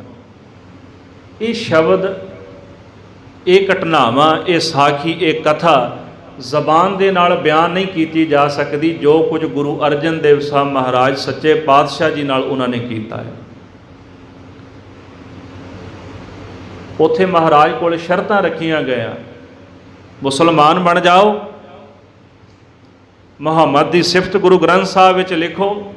ਮਹਾਰਾਜ ਕਹਿੰਦੇ ਨਹੀਂ, ਮੁਸਲਮਾਨ ਅਸੀਂ ਨਹੀਂ ਬਣ ਸਕਦੇ, ਤੁਹਾਡਾ ਧਰਮ ਤੁਹਾਨੂੰ ਮੁਬਾਰਕ, ਮੇਰਾ ਮੈਨੂੰ। ਗੁਰੂ ਗ੍ਰੰਥ ਸਾਹਿਬ ਮਹਾਰਾਜ ਸੱਚੇ ਪਾਤਸ਼ਾਹ ਵਿੱਚ ਮੁਹੰਮਦ ਦੀ ਸਿਫਤ ਨਹੀਂ ਲਿਖੀ ਜਾ ਸਕਦੀ। ਉਹ ਕਹਿੰਦੇ ਹਲੇ ਮੌਕਾ ਹੈ, ਹੋਰ ਸਜ਼ਾਵਾਂ ਦਿੱਤੀਆਂ ਜਾਣਗੀਆਂ। ਮਹਾਰਾਜ ਕਹਿੰਦੇ ਜੋ ਤੁਸੀਂ ਕਰਨਾ ਤੁਸੀਂ ਕਰ ਸਕਦੇ ਹੋ। ਮਹਾਰਾਜ ਕਹਿੰਦੇ ਜੋ ਸਾਨੂੰ ਚੰਗਾ ਲੱਗੇਗਾ ਅਸੀਂ ਉਹ ਕਰਾਂਗੇ। ਕਹਿੰਦੇ ਤੱਤੀ ਲੋਹ ਜਦੋਂ ਮੰਗਾਈ ਨਾ, ਆਖਿਆ ਉੱਪਰ ਬਹਿ ਜਾਓ। ਤੁਸੀਂ ਲੋਹ ਦੇ ਉੱਤੇ ਹੱਥ ਰੱਖਦੇ ਹੋ, ਤਪਦੇ ਹੋਏ ਲੋਹੇ ਤੇ ਹੱਥ ਦਾ ਮਾਸ ਉਧੇੜ ਦਿੰਦਾ ਹੈ। ਗੁਰੂ ਅਰਜਨ ਦੇਵ ਮਹਾਰਾਜ ਨੂੰ ਤੱਤੀ ਲੋਹ ਦੇ ਉੱਤੇ ਬਿਠਾਇਆ, ਥੱਲੇ ਅੱਗ ਬਾਲੀ ਗਈ ਤੇ ਸਾਈਂ ਮੀਆਂ ਮੀਰ ਨੂੰ ਜਦੋਂ ਪਤਾ ਲੱਗਿਆ ਤੇ ਤ੍ਰਭਕਦਾ ਹੋਇਆ ਮਹਾਰਾਜ ਕੋਲ ਆ ਗਿਆ। ਰਸੂਖ ਬੜਾ ਸੀ, ਉਹਨੂੰ ਰੋਕ ਕੋਈ ਨਹੀਂ ਸੀ ਸਕਦਾ ਸਾਈਂ ਮੀਆਂ ਮੀਰ ਨੂੰ। ਨੇਤਰਾਂ ਵਿੱਚੋਂ ਜਲ ਦੀਆਂ ਧਾਰਾਂ ਵਹਿਣ ਲੱਗੀਆਂ ਵੇਖ ਕੇ। ਮਹਾਰਾਜ ਐਡਾ ਜ਼ੁਲਮ, ਐਡਾ ਕਹਿਰ, मैनू हुक्म करो दिल्ली ते लाहौर की इट नाल इट खड़का दें। महाराज कहते मियाँ छाड़ो प्रीति चाम से, क्या हुआ तन तप रहा, प्रीत है हर नाम से। मियाँ जी चम दे नाल प्रीत छड़ दिओ, इहदा की है? की होया जे शरीर सड़दा चम सड़दा? महाराज कहते परमेश्वर दे नाम दे नाल साडा मन बड़ा शीतल है, साडा हिरदा शीतल है। इस तो वड्डी दुनिया विच शांति दी, सिदक दी, सबर दी मिसाल होर की हो सकती है? गुरु अर्जन देव साहब महाराज कहते ने हर का नाम हृदय नित ध्याई, संगी साथी सगल तराई, गुरु मेरा संग सदा है नाले, सिमर सिमर तिस सदा संभाले, तेरा किया मीठा लागै, हर नाम पदार्थ नानक मंगै। एक बारी साईं जी ने पूछा सी महाराज तुहाडा बचन है ना तन मन काट काट सब अरपी विच अग्नि आप जलाई। एक बार सवाल किया सी महाराज ये कोई कल्पना हो सकती है, किसी शायर का बचन हो सकता है? गुरु अर्जन देव साहब कहते साईं जी आ तुहाडे सवाल का जवाब है, तन मन काट काट सब अरपी विच अग्नि आप जलाई। गुरु साहब नूं तत्ती लोह ते बिठाया, शरीर ते फलूए पै गए, इत्थों उन्हां दा मन नहीं भरिया, तत्ती रेत लैके आए, भड़भूंजे कोलों कड़छा लिआंदा ते सड़दी बलदी रेत गुरु अर्जन देव साहब सच्चे पातशाह दे सीस दे उत्ते पाई उन्होंने। एक दिन नहीं, 2 दिन नहीं, 5 दिन तसीहे दिते, ना छकण वास्ते भोजन, ना छकण वास्ते जल। 5वां दिन जदों रात पै गई ना, भाई गुरदास जी ने एक बड़ा सोहना बचन लिखा है, और वो बचन जदों पढ़ीए तो गुरु अर्जन देव साहब की अवस्था वो बयान करते रहते। गुर दरियाओ विच मीन कुलीन हेत निर्बाणी, दर्शन देख पतंग ज्यों ज्योति अंदर जोत समाणी। भावें तत्ती लोह ते बैठे सन महाराज, जैसे मच्छी पानी दे विच रहिंदी है ना, पानी विच रहिंदी शीतल रहिंदी है। गुरु अर्जन देव साहब महाराज उस परमेश्वर के प्रेम के सागर दे विच रहिंदे ने, मच्छी दे वांगू। ना मच्छी पानी त्यागदी है, ना वो बाहर निकलते। रविंद्र नाथ टैगोर ने एक बचन आख्या, दुनिया दे विच आशिक तां बड़े सुने ने होने ने, पर कहते दुनिया का सब तो वड्डा प्रेमी जिहड़ा ना परमेश्वर रब दा, वो गुरु अर्जन देव महाराज, जिन्हां ने तत्ती लोह ते बह के भी मुखों सी नहीं उचारी ते की कहंदे सी, उलाहनो मैं काहू ना दियो, मन मीठ तुहारो कीओ। मैं रब नहीं दिता, रब नूं उलंभा नहीं दिता। बड़े लोगों का जिक्र आउंदा शहीद कर दिते गए, पर शहीद करन वेले उन्हां दे अखां विचों भी हंझू आ गए भी रब कित्थे है। पर गुरु अर्जन देव साहब महाराज ने उलंभा थोड़ा दिता। हे वाहिगुरू जो तू कर रहे हैं ना, मैं मिठा करके मान लिया। मीत करै सोई हम माना, मीत के करतव कुशल समाना। जो मेरा मीत वाहिगुरू कर रहा है ना, वो मैं मन लिया। ਉਹਦੇ कौतक ਜਿਹੜੇ ने मेरे वास्ते सुखदायक ने, जो ना कीता मैं सिर मत्थे मान लिया। तेरा कीया मीठा लग है, जो तुसी कर रहे हो, जो कीता वाहिगुरू मैनू मिठा लग रहा। कभी सोचो मन दे विच भी तत्ती लोह ते जो बैठा होवे, शरीर तपदा होवे, रेता पैंदा होवे, ते ओनू वो मिठा लग रहा। वो फिर भी आखे मेरा हिरदा बड़ा शांत है। चंदन चांदना सरद रुत, मूल ना मिटई काम, शीतल थी वै नानका ज पंदड़ो हर नाम। किन्ना के हिरदा कहते शीतल होवेगा गुरु अर्जन देव साहब महाराज सच्चे पातशाह दा, किहो जी अंदर दी शीतलता होवेगी, जिस शीतलता के सामने अगन भी कहते उन्होंने साड़ नहीं सकी, उन्होंने डला नहीं सकी। पट एवें नहीं कहते, जपियो जिने अर्जन देव गुरु, फिर संकट जोन गर्भ ना आयो। जिन्हों ने धन गुरु अर्जन देव साहब महाराज नूं जप लिया ना, वो मुड़ के संकटां विच नहीं पैंदे, गर्भ जून दे विच नहीं पैंदे। जिन्हों ने उन्होंने त्याग लिया, जिन्हों ने जप लिया। ਦਰਸ਼ਨ ਦੇਖ ਪਤੰਗ ਜਿਉਂ ਜੋਤੀ ਅੰਦਰ ਜੋਤ ਸਮਾਣੀ। ਜਦੋਂ ਦੀਵਾ ਬਲਦਾ ਹੁੰਦਾ ਨਾ ਤੇ ਭਵਰਾ ਉਹਦੀ ਲਾਟ ਦੇ ਉੱਤੇ ਆ ਕੇ ਸੜ ਜਾਂਦਾ ਹੈ। ਧੰਨ ਗੁਰੂ ਅਰਜਨ ਦੇਵ ਜੀ ਮਹਾਰਾਜ ਦੇਗ ਵਿੱਚ ਉਬਲ ਰਹੇ ਨੇ। ਬੜਾ ਪ੍ਰੇਮ ਹੁੰਦਾ ਨਾ ਪਤੰਗੇ ਦਾ। ਦੀਵਾ ਬਲਦਾ ਹੁੰਦਾ ਤੇ ਚਾਰ ਚੁਫੇਰੇ ਘੁੰਮਦਾ, ਸੜ ਕੇ ਰਾਖ ਹੋ ਜਾਂਦਾ ਪਰ ਛੱਡਦਾ ਨਹੀਂ। ਗੁਰੂ ਅਰਜਨ ਦੇਵ ਜੀ ਮਹਾਰਾਜ ਤੱਤੀ ਲੋਹ ਤੇ ਬਹਿ ਗਏ ਤੇ ਸਰੀਰ ਦਾ ਤਨ ਦਾ ਮਾਸ ਜਿਹੜਾ ਉਤਰ ਗਿਆ। ਪਤੰਗੇ ਵਾਂਗ ਉਸ ਪਰਮੇਸ਼ਰ ਅਕਾਲ ਪੁਰਖ ਵਾਹਿਗੁਰੂ ਦੇ ਦਰਸ਼ਨਾਂ ਦੇ ਪ੍ਰੇਮੀ ਹੋ ਕੇ ਉੱਥੇ ਅਕਾਲ ਪੁਰਖ ਦਾ ਸ਼ੁਕਰ ਮਨਾ ਰਹੇ ਨੇ। ਸ਼ਬਦ ਸੁਰਤ ਲਿਵ ਮਿਰਗ ਜਿਉਂ ਭੀੜ ਪਰੀ ਮਨ ਚਿਤ ਨਾ ਆਣੀ। ਘੰਡਾ ਹੇੜਾ ਵੱਜਦਾ ਨਾ ਤੇ ਹਰਨ ਉਹਦੀ ਆਵਾਜ਼ ਸੁਣ ਕੇ ਭੱਜਦਾ, ਭਾਵੇਂ ਤੀਰ ਵੀ ਲੱਗ ਜਾਏ ਨਾ ਫਿਰ ਵੀ ਘੰਡੇ ਹੇੜੇ ਦੀ ਆਵਾਜ਼ ਵੱਲ ਜਾਂਦਾ ਹੈ। ਤੇ ਗੁਰੂ ਅਰਜਨ ਦੇਵ ਜੀ ਮਹਾਰਾਜ ਸੱਚੇ ਪਾਤਸ਼ਾਹ ਭਾਵੇਂ ਤਨ ਤੇ ਕਸ਼ਟ ਨੇ ਪਰ ਜਿਹੜੀ ਸੁਰਤ ਆ ਸ਼ਬਦ ਦੇ ਵਿੱਚ ਜੁੜੀ ਹੋਈ ਹੈ। ਚਰਨ ਕਮਲ ਕਹਿੰਦੇ ਸਤਿਗੁਰੂ ਸੱਚੇ ਪਾਤਸ਼ਾਹ ਮਹਾਰਾਜ, ਉਹਨਾਂ ਦਾ ਜਿਹੜਾ ਚਿੱਤ ਹੈ, ਉਹਨਾਂ ਦੀ ਜਿਹੜੀ ਸੁਰਤ ਹੈ, ਉਹ ਅਕਾਲ ਪੁਰਖ ਦੇ ਚਰਨਾਂ ਦੇ ਵਿੱਚ ਇਸ ਤਰ੍ਹਾਂ ਜੁੜੀ ਹੋਈ ਹੈ। ਚਰਨ ਕਮਲ ਮਿਲ ਭਵਰ ਜਿਉਂ ਸੁਖ ਸੰਪਟ ਵਿੱਚ ਰਹਿਣ ਵਿਹਾਣੀ। ਆ ਪੰਜਵੀਂ ਰਾਤ ਸੀ ਨਾ ਜਿਹੜੀ, ਬੜੀ ਕਠਿਨ ਸੀ। ਦੇਗ ਵਿੱਚ ਉਬਾਲੇ ਗਏ, ਤੱਤੀ ਲੋਹ ਤੇ ਬਿਠਾਏ ਗਏ, ਧੁੱਪ 'ਚ ਖੜੇ ਕੀਤੇ ਗਏ, ਰੇਤਾ ਪਾਇਆ ਗਿਆ। ਸਰੀਰ ਕਰੀਬਨ ਮੇਰਾ ਜੀ ਨਹੀਂ ਕਰਦਾ ਵੀ ਮੈਂ ਇਹੋ ਜਿਹਾ ਸ਼ਬਦ ਵਰਤਾਂ, ਇਉਂ ਕਹਿ ਲਓ ਵੀ ਕਰੀਬਨ ਸਰੀਰ ਦਾ ਮਾਸ ਸੜ ਚੁੱਕਾ ਸੀਗਾ।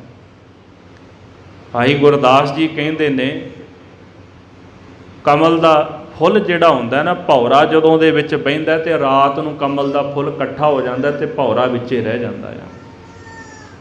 ਸੁਖ ਸੰਪਟ ਵਿੱਚ ਰਹਿਣ ਵਿਹਾਣੀ। ਭੌਰੇ ਦੇ ਵਾਂਗੂ ਚਰਨਾ ਕਮਲਾਂ ਦੇ ਸੁਖ ਰੂਪੀ ਸੰਪਟ ਵਿੱਚ, ਸੰਪਟ ਡੱਬੇ ਨੂੰ ਕਹਿੰਦੇ ਨੇ, ਪਰਮਾਤਮਾ ਦੇ ਚਰਨਾ ਕਮਲਾਂ ਦੇ ਸੁਖ ਸੰਪਟ ਵਿੱਚ ਉਹਨਾਂ ਨੇ ਰਾਤ ਬਤੀਤ ਕੀਤੀ।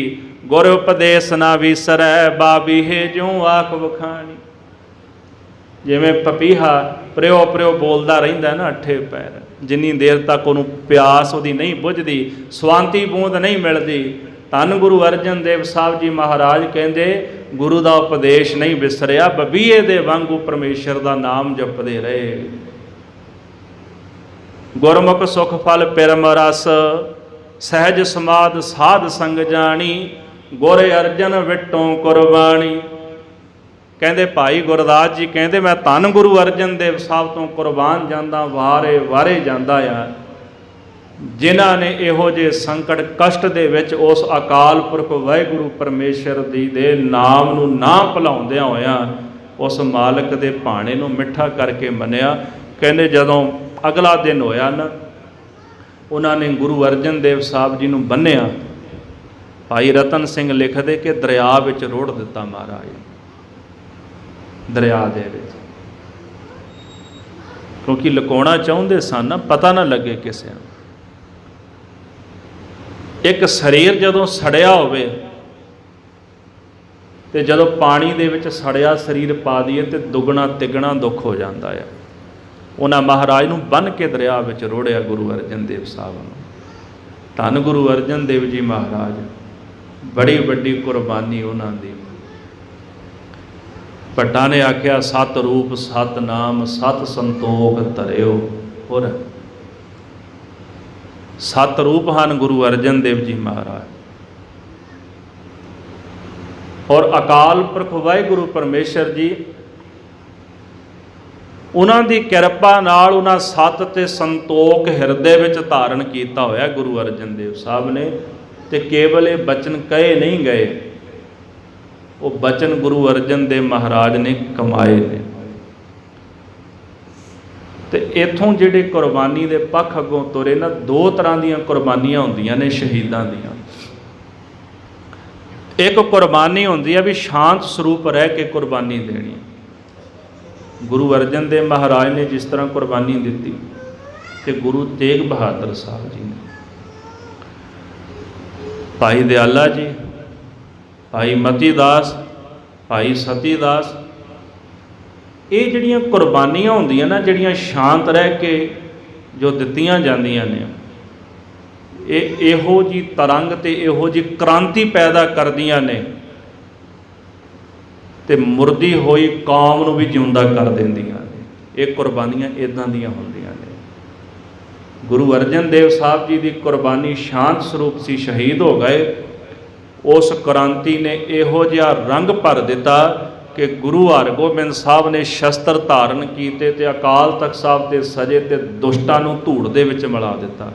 ਗੁਰੂ ਹਰਗੋਬਿੰਦ ਸਾਹਿਬ ਨੇ, ਗੁਰੂ ਤੇਗ ਬਹਾਦਰ ਸਾਹਿਬ ਜੀ ਨੇ ਸ਼ਾਂਤ ਸਰੂਪ ਹੋ ਕਰਕੇ ਸ਼ਹਾਦਤ ਦਿੱਤੀ। ਇਹੋ ਜਿਹਾ ਕ੍ਰਾਂਤੀ ਦਾ ਰੰਗ ਸ਼ਹਾਦਤ ਨੇ ਭਰ ਦਿੱਤਾ ਕਿ ਗੁਰੂ ਕੇ ਖਾਲਸੇ ਨੇ ਸਰਹੰਦ, ਦਿੱਲੀ, ਲਾਹੌਰ ਦੀਆਂ ਇੱਟ ਦੇ ਨਾਲ ਇੱਟਾਂ ਖੜਕਾ ਦਿੱਤੀਆਂ, ਸਭ ਕੁਝ ਧੂੜ ਦੇ ਵਿੱਚ ਮਿਲਾ ਦਿੱਤਾ। ਉਹ ਜਿਹੜੀ ਸ਼ਾਂਤੀ ਨਾਲ ਦਿੱਤੀ ਹੋਈ ਕੁਰਬਾਨੀ ਸੀ ਨਾ, ਉਸ ਕੁਰਬਾਨੀ ਨੇ ਬੜਾ ਰੰਗ ਲਾਇਆ।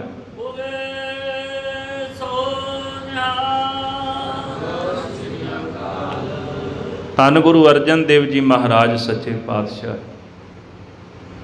ਮੇਰੇ ਮਨ ਦੀ ਇੱਛਾ ਸੀ, ਤੁਸੀਂ ਸਾਕਾ ਬੜੀ ਵਾਰ ਸੁਣਿਆ ਹੋਵੇਗਾ, ਪਰ ਜਿਹੜੇ ਕਾਰਨ ਸਨ ਉਹ ਕਰੀਬਨ ਬਹੁਤਾਤ ਦੇ ਵਿੱਚ ਸਾਨੂੰ ਪਤਾ ਨਹੀਂ ਵੀ ਗੁਰੂ ਸਾਹਿਬ ਨੂੰ ਸ਼ਹੀਦ ਕਿਹਨੇ ਕੀਤਾ ਸੀ। ਚੰਦੂ ਹੀ ਪ੍ਰਚਾਰਿਆ ਜਾਂਦਾ, ਚੰਦੂ ਦੋਸ਼ੀ ਨਹੀਂ ਸੀ। ਉਹ ਦੋਸ਼ੀ ਇਸ ਗੱਲ ਦੇ ਵਿੱਚ ਸੀ ਕਿ ਮੁਰਤਜ਼ਾ ਖਾਨ ਨੇ ਉਹਨੂੰ ਆਪਣੇ ਨਾਲ ਰਲਾਇਆ ਤੇ ਉਹਨੇ ਨਾਲ ਰਲ ਕੇ ਗੁਰੂ ਅਰਜਨ ਦੇਵ ਸਾਹਿਬ ਨੂੰ ਸ਼ਹੀਦ ਕੀਤਾ। ਬੀਰਬਲ ਆ ਨਗਾਏ ਵਾਲੇ ਲੱਖਾਂ ਦਾ ਦਾਤਾ ਹੈ, ਜਿੰਨੇ ਵੀ ਸਖੀ ਸਰਵਰੀਏ ਨੇ, ਫੱਤੂ ਆਦਿਕ, ਇਹਨਾਂ ਨੂੰ ਪੂਜਣ ਵਾਲੇ ਲੋਕ, ਨਕਸ਼ਬੰਦੀ ਲੋਕ, ਸ਼ੇਖ ਸਰਹੰਦੀ, ਮੁਰਤਜ਼ਾ ਖਾਨ, ਜਹਾਂਗੀਰ ਬਾਦਸ਼ਾਹ ਤੇ ਬੀਰਬਲ, ਇਹ ਸਾਰੇ ਜਾਣੇ ਧੰਨ ਗੁਰੂ ਅਰਜਨ ਦੇਵ ਸਾਹਿਬ ਮਹਾਰਾਜ ਸੱਚੇ ਪਾਤਸ਼ਾਹ ਨੂੰ ਸ਼ਹੀਦ ਕਰਨ ਤੇ ਤੁਲੇ ਹੋਏ ਸਨ। ਔਰ ਇਹਨਾਂ ਸਾਰੇ ਜਾਣਿਆਂ ਨੇ ਗੁਰੂ ਅਰਜਨ ਦੇਵ ਸਾਹਿਬ ਨੂੰ ਰਲ ਕੇ ਸ਼ਹੀਦ ਕੀਤਾ ਹੈ। ਧੰਨ ਗੁਰੂ ਅਰਜਨ ਦੇਵ ਸਾਹਿਬ ਸੱਚੇ ਪਾਤਸ਼ਾਹ ਜੀ ਮਹਾਰਾਜ ਆਪ ਜੀ ਦੀ ਲਾਸਾਨੀ ਸ਼ਹਾਦਤ ਨੂੰ ਕੋਟਾਨ ਕੋਟਾਰ ਵਾਰ ਪ੍ਰਣਾਮ ਹੈ। ਮੈਂ ਅਖੀਰ ਵਿੱਚ ਇੱਕ ਬੇਨਤੀ ਜ਼ਰੂਰ ਕਰਾਂਗਾ ਕਿ ਦੇਖੋ, ਅੱਜ ਦਾ ਜਿਹੜਾ ਸਮਾਂ ਨਾ, ਜਿਹੜੀ ਨੌਜਵਾਨ ਸਾਡੀ ਪੀੜ੍ਹੀ ਹੈ, ਬੱਚੇ ਨੇ, ਇਹਨਾਂ ਨੂੰ ਆਪਣਾ ਇਤਿਹਾਸ ਜਾਣਨਾ ਬੜਾ ਜ਼ਰੂਰੀ ਹੈ। ਜੇ ਤੁਸੀਂ ਜਾਣੋਗੇ ਤੇ ਤੁਸੀਂ ਆਪਣੇ ਆਉਣ ਵਾਲੀ ਜਨਰੇਸ਼ਨ ਨੂੰ, ਆਪਣੇ ਬੱਚਿਆਂ ਨੂੰ ਕੁਝ ਦੱਸ ਸਕੋਗੇ ਵੀ ਸਾਡਾ ਇਤਿਹਾਸ ਕੀ ਹੈ। ਜੇ ਸਾਨੂੰ ਨਹੀਂ ਪਤਾ ਤੇ ਆਉਣ ਵਾਲਿਆਂ ਨੂੰ ਵੀ ਪਤਾ ਨਹੀਂ ਲੱਗਣਾ। ਬੜੀ ਵੱਡੀ ਗੱਲ ਹੈ। ਉਹ ਜਾਂਦੇ ਪਏ ਸਨ ਕਿਤੇ ਤੇ ਰਾਹ ਵਿੱਚ ਛਬੀਲ ਲੱਗੀ ਤੇ ਉਹਨਾਂ ਪੁੱਛ ਲਿਆ ਨੌਜਵਾਨਾਂ ਨੂੰ, ਉਹਨੇ ਪਟਕਾ ਜਿਹਾ ਬੰਨਿਆ ਸੀ, ਪ੍ਰਾਊਡ ਟੂ ਬੀ ਸਿੱਖ ਲਿਖਿਆ ਹੋਇਆ ਸੀ, ਤੇ ਕਹਿਣ ਲੱਗੇ ਵੀ ਛਬੀਲ ਕਿਉਂ ਲੱਗਦੀ ਹੈ, ਦੱਸੋਗੇ ਵੀ ਛਬੀਲ ਕਿਉਂ ਲੱਗਦੀ ਹੈ? ਕਹਿੰਦਾ ਜੀ ਪਤਾ ਨਹੀਂ। ਤੇ ਫਿਰ ਕਹਿੰਦੇ ਲਾਈ ਕਿਉਂ ਹੈ? ਜੇ ਪਤਾ ਹੀ ਨਹੀਂ ਲਾਈ ਕਿਉਂ ਹੈ? ਆ ਸ਼ਹੀਦੀ ਸਮਾਗਮ ਹੋਇਆ ਫਤਿਹਗੜ੍ਹ ਸਾਹਿਬ ਦੀ ਧਰਤੀ ਤੇ, ਰਿਪੋਰਟਰ ਆ ਗਿਆ, ਨੌਜਵਾਨ ਨੂੰ ਕਹਿਣ ਲੱਗਾ ਪਤਾ ਵੀ ਕੀ ਹੋਇਆ ਸੀ ਇੱਥੇ? ਨਹੀਂ ਜੀ ਪਤਾ ਨਹੀਂ। ਕਹਿੰਦੇ ਫਿਰ ਕਰਨ ਕੀ ਆਇਓ ਜੇ ਪਤਾ ਨਹੀਂ? ਜਾਓ ਪਹਿਲਾਂ ਪਤਾ ਕਰਕੇ ਆਓ ਇੱਥੇ ਕੀ ਹੋਇਆ ਸੀ। ਇਹ ਕਾਰਨ ਕੀ ਹੈ ਕਿ ਸਾਡੀ ਨਲਾਇਕੀ ਹੈ ਵੀ ਅਸੀਂ ਆਪਣੇ ਬੱਚਿਆਂ ਨੂੰ ਨਹੀਂ ਦੱਸ ਸਕੇ, ਤੇ ਜੇ ਬੱਚਿਆਂ ਨੂੰ ਨਹੀਂ ਪਤਾ ਤੇ ਅਗਾਂਹ ਕੀ ਦੱਸਣਗੇ ਕਿਸੇ ਨੂੰ? ਪ੍ਰਚਾਰਕ ਦਾ ਕੰਮ ਪ੍ਰਚਾਰ ਕਰਨਾ ਜ਼ਰੂਰ ਹੁੰਦਾ ਹੈ, ਪਰ ਹਰ ਇੱਕ ਘਰ ਦੇ ਵਿੱਚ ਮਾਪਿਆਂ ਦਾ ਫਰਜ਼ ਬਣਦਾ ਕਿ ਉਹ ਆਪਣੇ ਬੱਚਿਆਂ ਨੂੰ ਆਪਣੀ ਹਿਸਟਰੀ ਬਾਰੇ ਦੱਸਣ। ਆ ਗਾਇਕਾਂ ਦੇ ਨਾਮ ਪੁੱਛ ਲਓ, ਫਲਾਣੇ ਵਾਲਾ, ਟਮਕਾਣੇ ਵਾਲਾ, ਸਭ ਨੂੰ ਪਤਾ। ਇੱਦਾਂ ਹੀ ਹੈ ਨਾ, ਫਲਾਣਾ ਐਕਟਰ, ਟਮਕਾਣਾ ਐਕਟਰ, ਆਹ ਗੇਮ, ਉਹ ਗੇਮ, ਸਾਰਾ ਦਿਨ ਫੋਨਾਂ ਦੇ ਵਿੱਚ ਬੜੇ ਰਹਿੰਦੇ।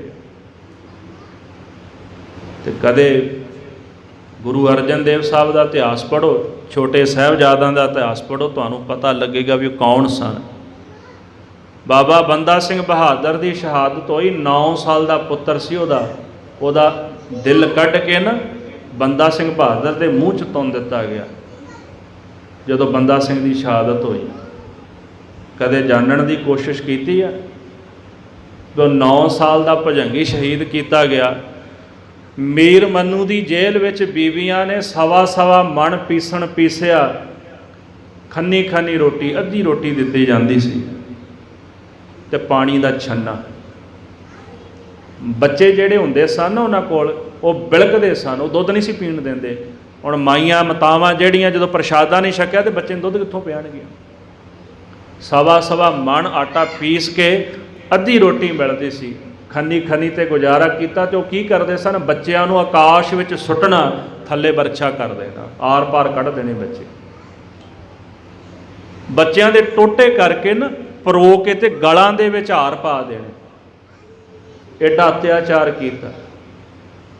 ਇਹ ਤਾਂ ਬੜੀ ਦੂਰ ਦਾ ਇਤਿਹਾਸ ਹੈ। ਸਾਡੇ ਨੌਜਵਾਨਾਂ ਨੂੰ ਗੁਰੂ ਨਾਨਕ ਸਾਹਿਬ ਦਾ ਇਤਿਹਾਸ ਪੁੱਛ ਕੇ ਵੇਖ ਲਓ, ਉਹਨਾਂ ਨੂੰ ਉਹ ਨਹੀਂ ਪਤਾ ਹੋਣਾ। ਤਰਤੀਬਵਾਰ ਸਾਹਿਬਜ਼ਾਦਿਆਂ ਦੇ, ਤਰਤੀਬਵਾਰ ਗੁਰੂ ਸਾਹਿਬਾਂ ਦੇ 5 ਪਿਆਰਿਆਂ ਦੇ ਨਾਂ ਨਹੀਂ ਪਤਾ। ਇਹ ਬੇਨਤੀ ਤਾਂ ਕਰ ਰਹੇ ਹਾਂ, ਭਾਈ ਸੰਭਲੋ। ਜੇ ਆਪ ਸੰਭਲੋਗੇ, ਆਉਣ ਵਾਲੇ ਬੱਚਿਆਂ ਨੂੰ ਵੀ ਉਦੋਂ ਸੰਭਾਲੋਗੇ। ਜੇ ਤੁਸੀਂ ਆਪ ਨਾ ਸੰਭਲੇ ਤੇ ਆਉਣ ਵਾਲੀ ਜਨਰੇਸ਼ਨ ਨੂੰ ਨਹੀਂ ਸੰਭਾਲ ਸਕਦੇ, ਫਿਰ ਤੁਹਾਨੂੰ ਪਛਤਾਣਾ ਪਏਗਾ। ਫਿਰ ਕਹੋਗੇ ਵੀ ਅਸੀਂ ਸਮਾਂ ਕੱਢ ਦਿੱਤਾ, ਹੁਣ ਹੱਥੋਂ ਨਿਕਲ ਗਏ। ਗੁਰੂ ਕਿਰਪਾ ਕਰਨ ਜੀ, ਭੁੱਲਾਂ ਚੁੱਕਾਂ ਦੀ ਖਿਮਾ ਕਰਨੀ ਜੀ। ਵਾਹਿਗੁਰੂ ਜੀ ਕਾ ਖਾਲਸਾ, ਵਾਹਿਗੁਰੂ।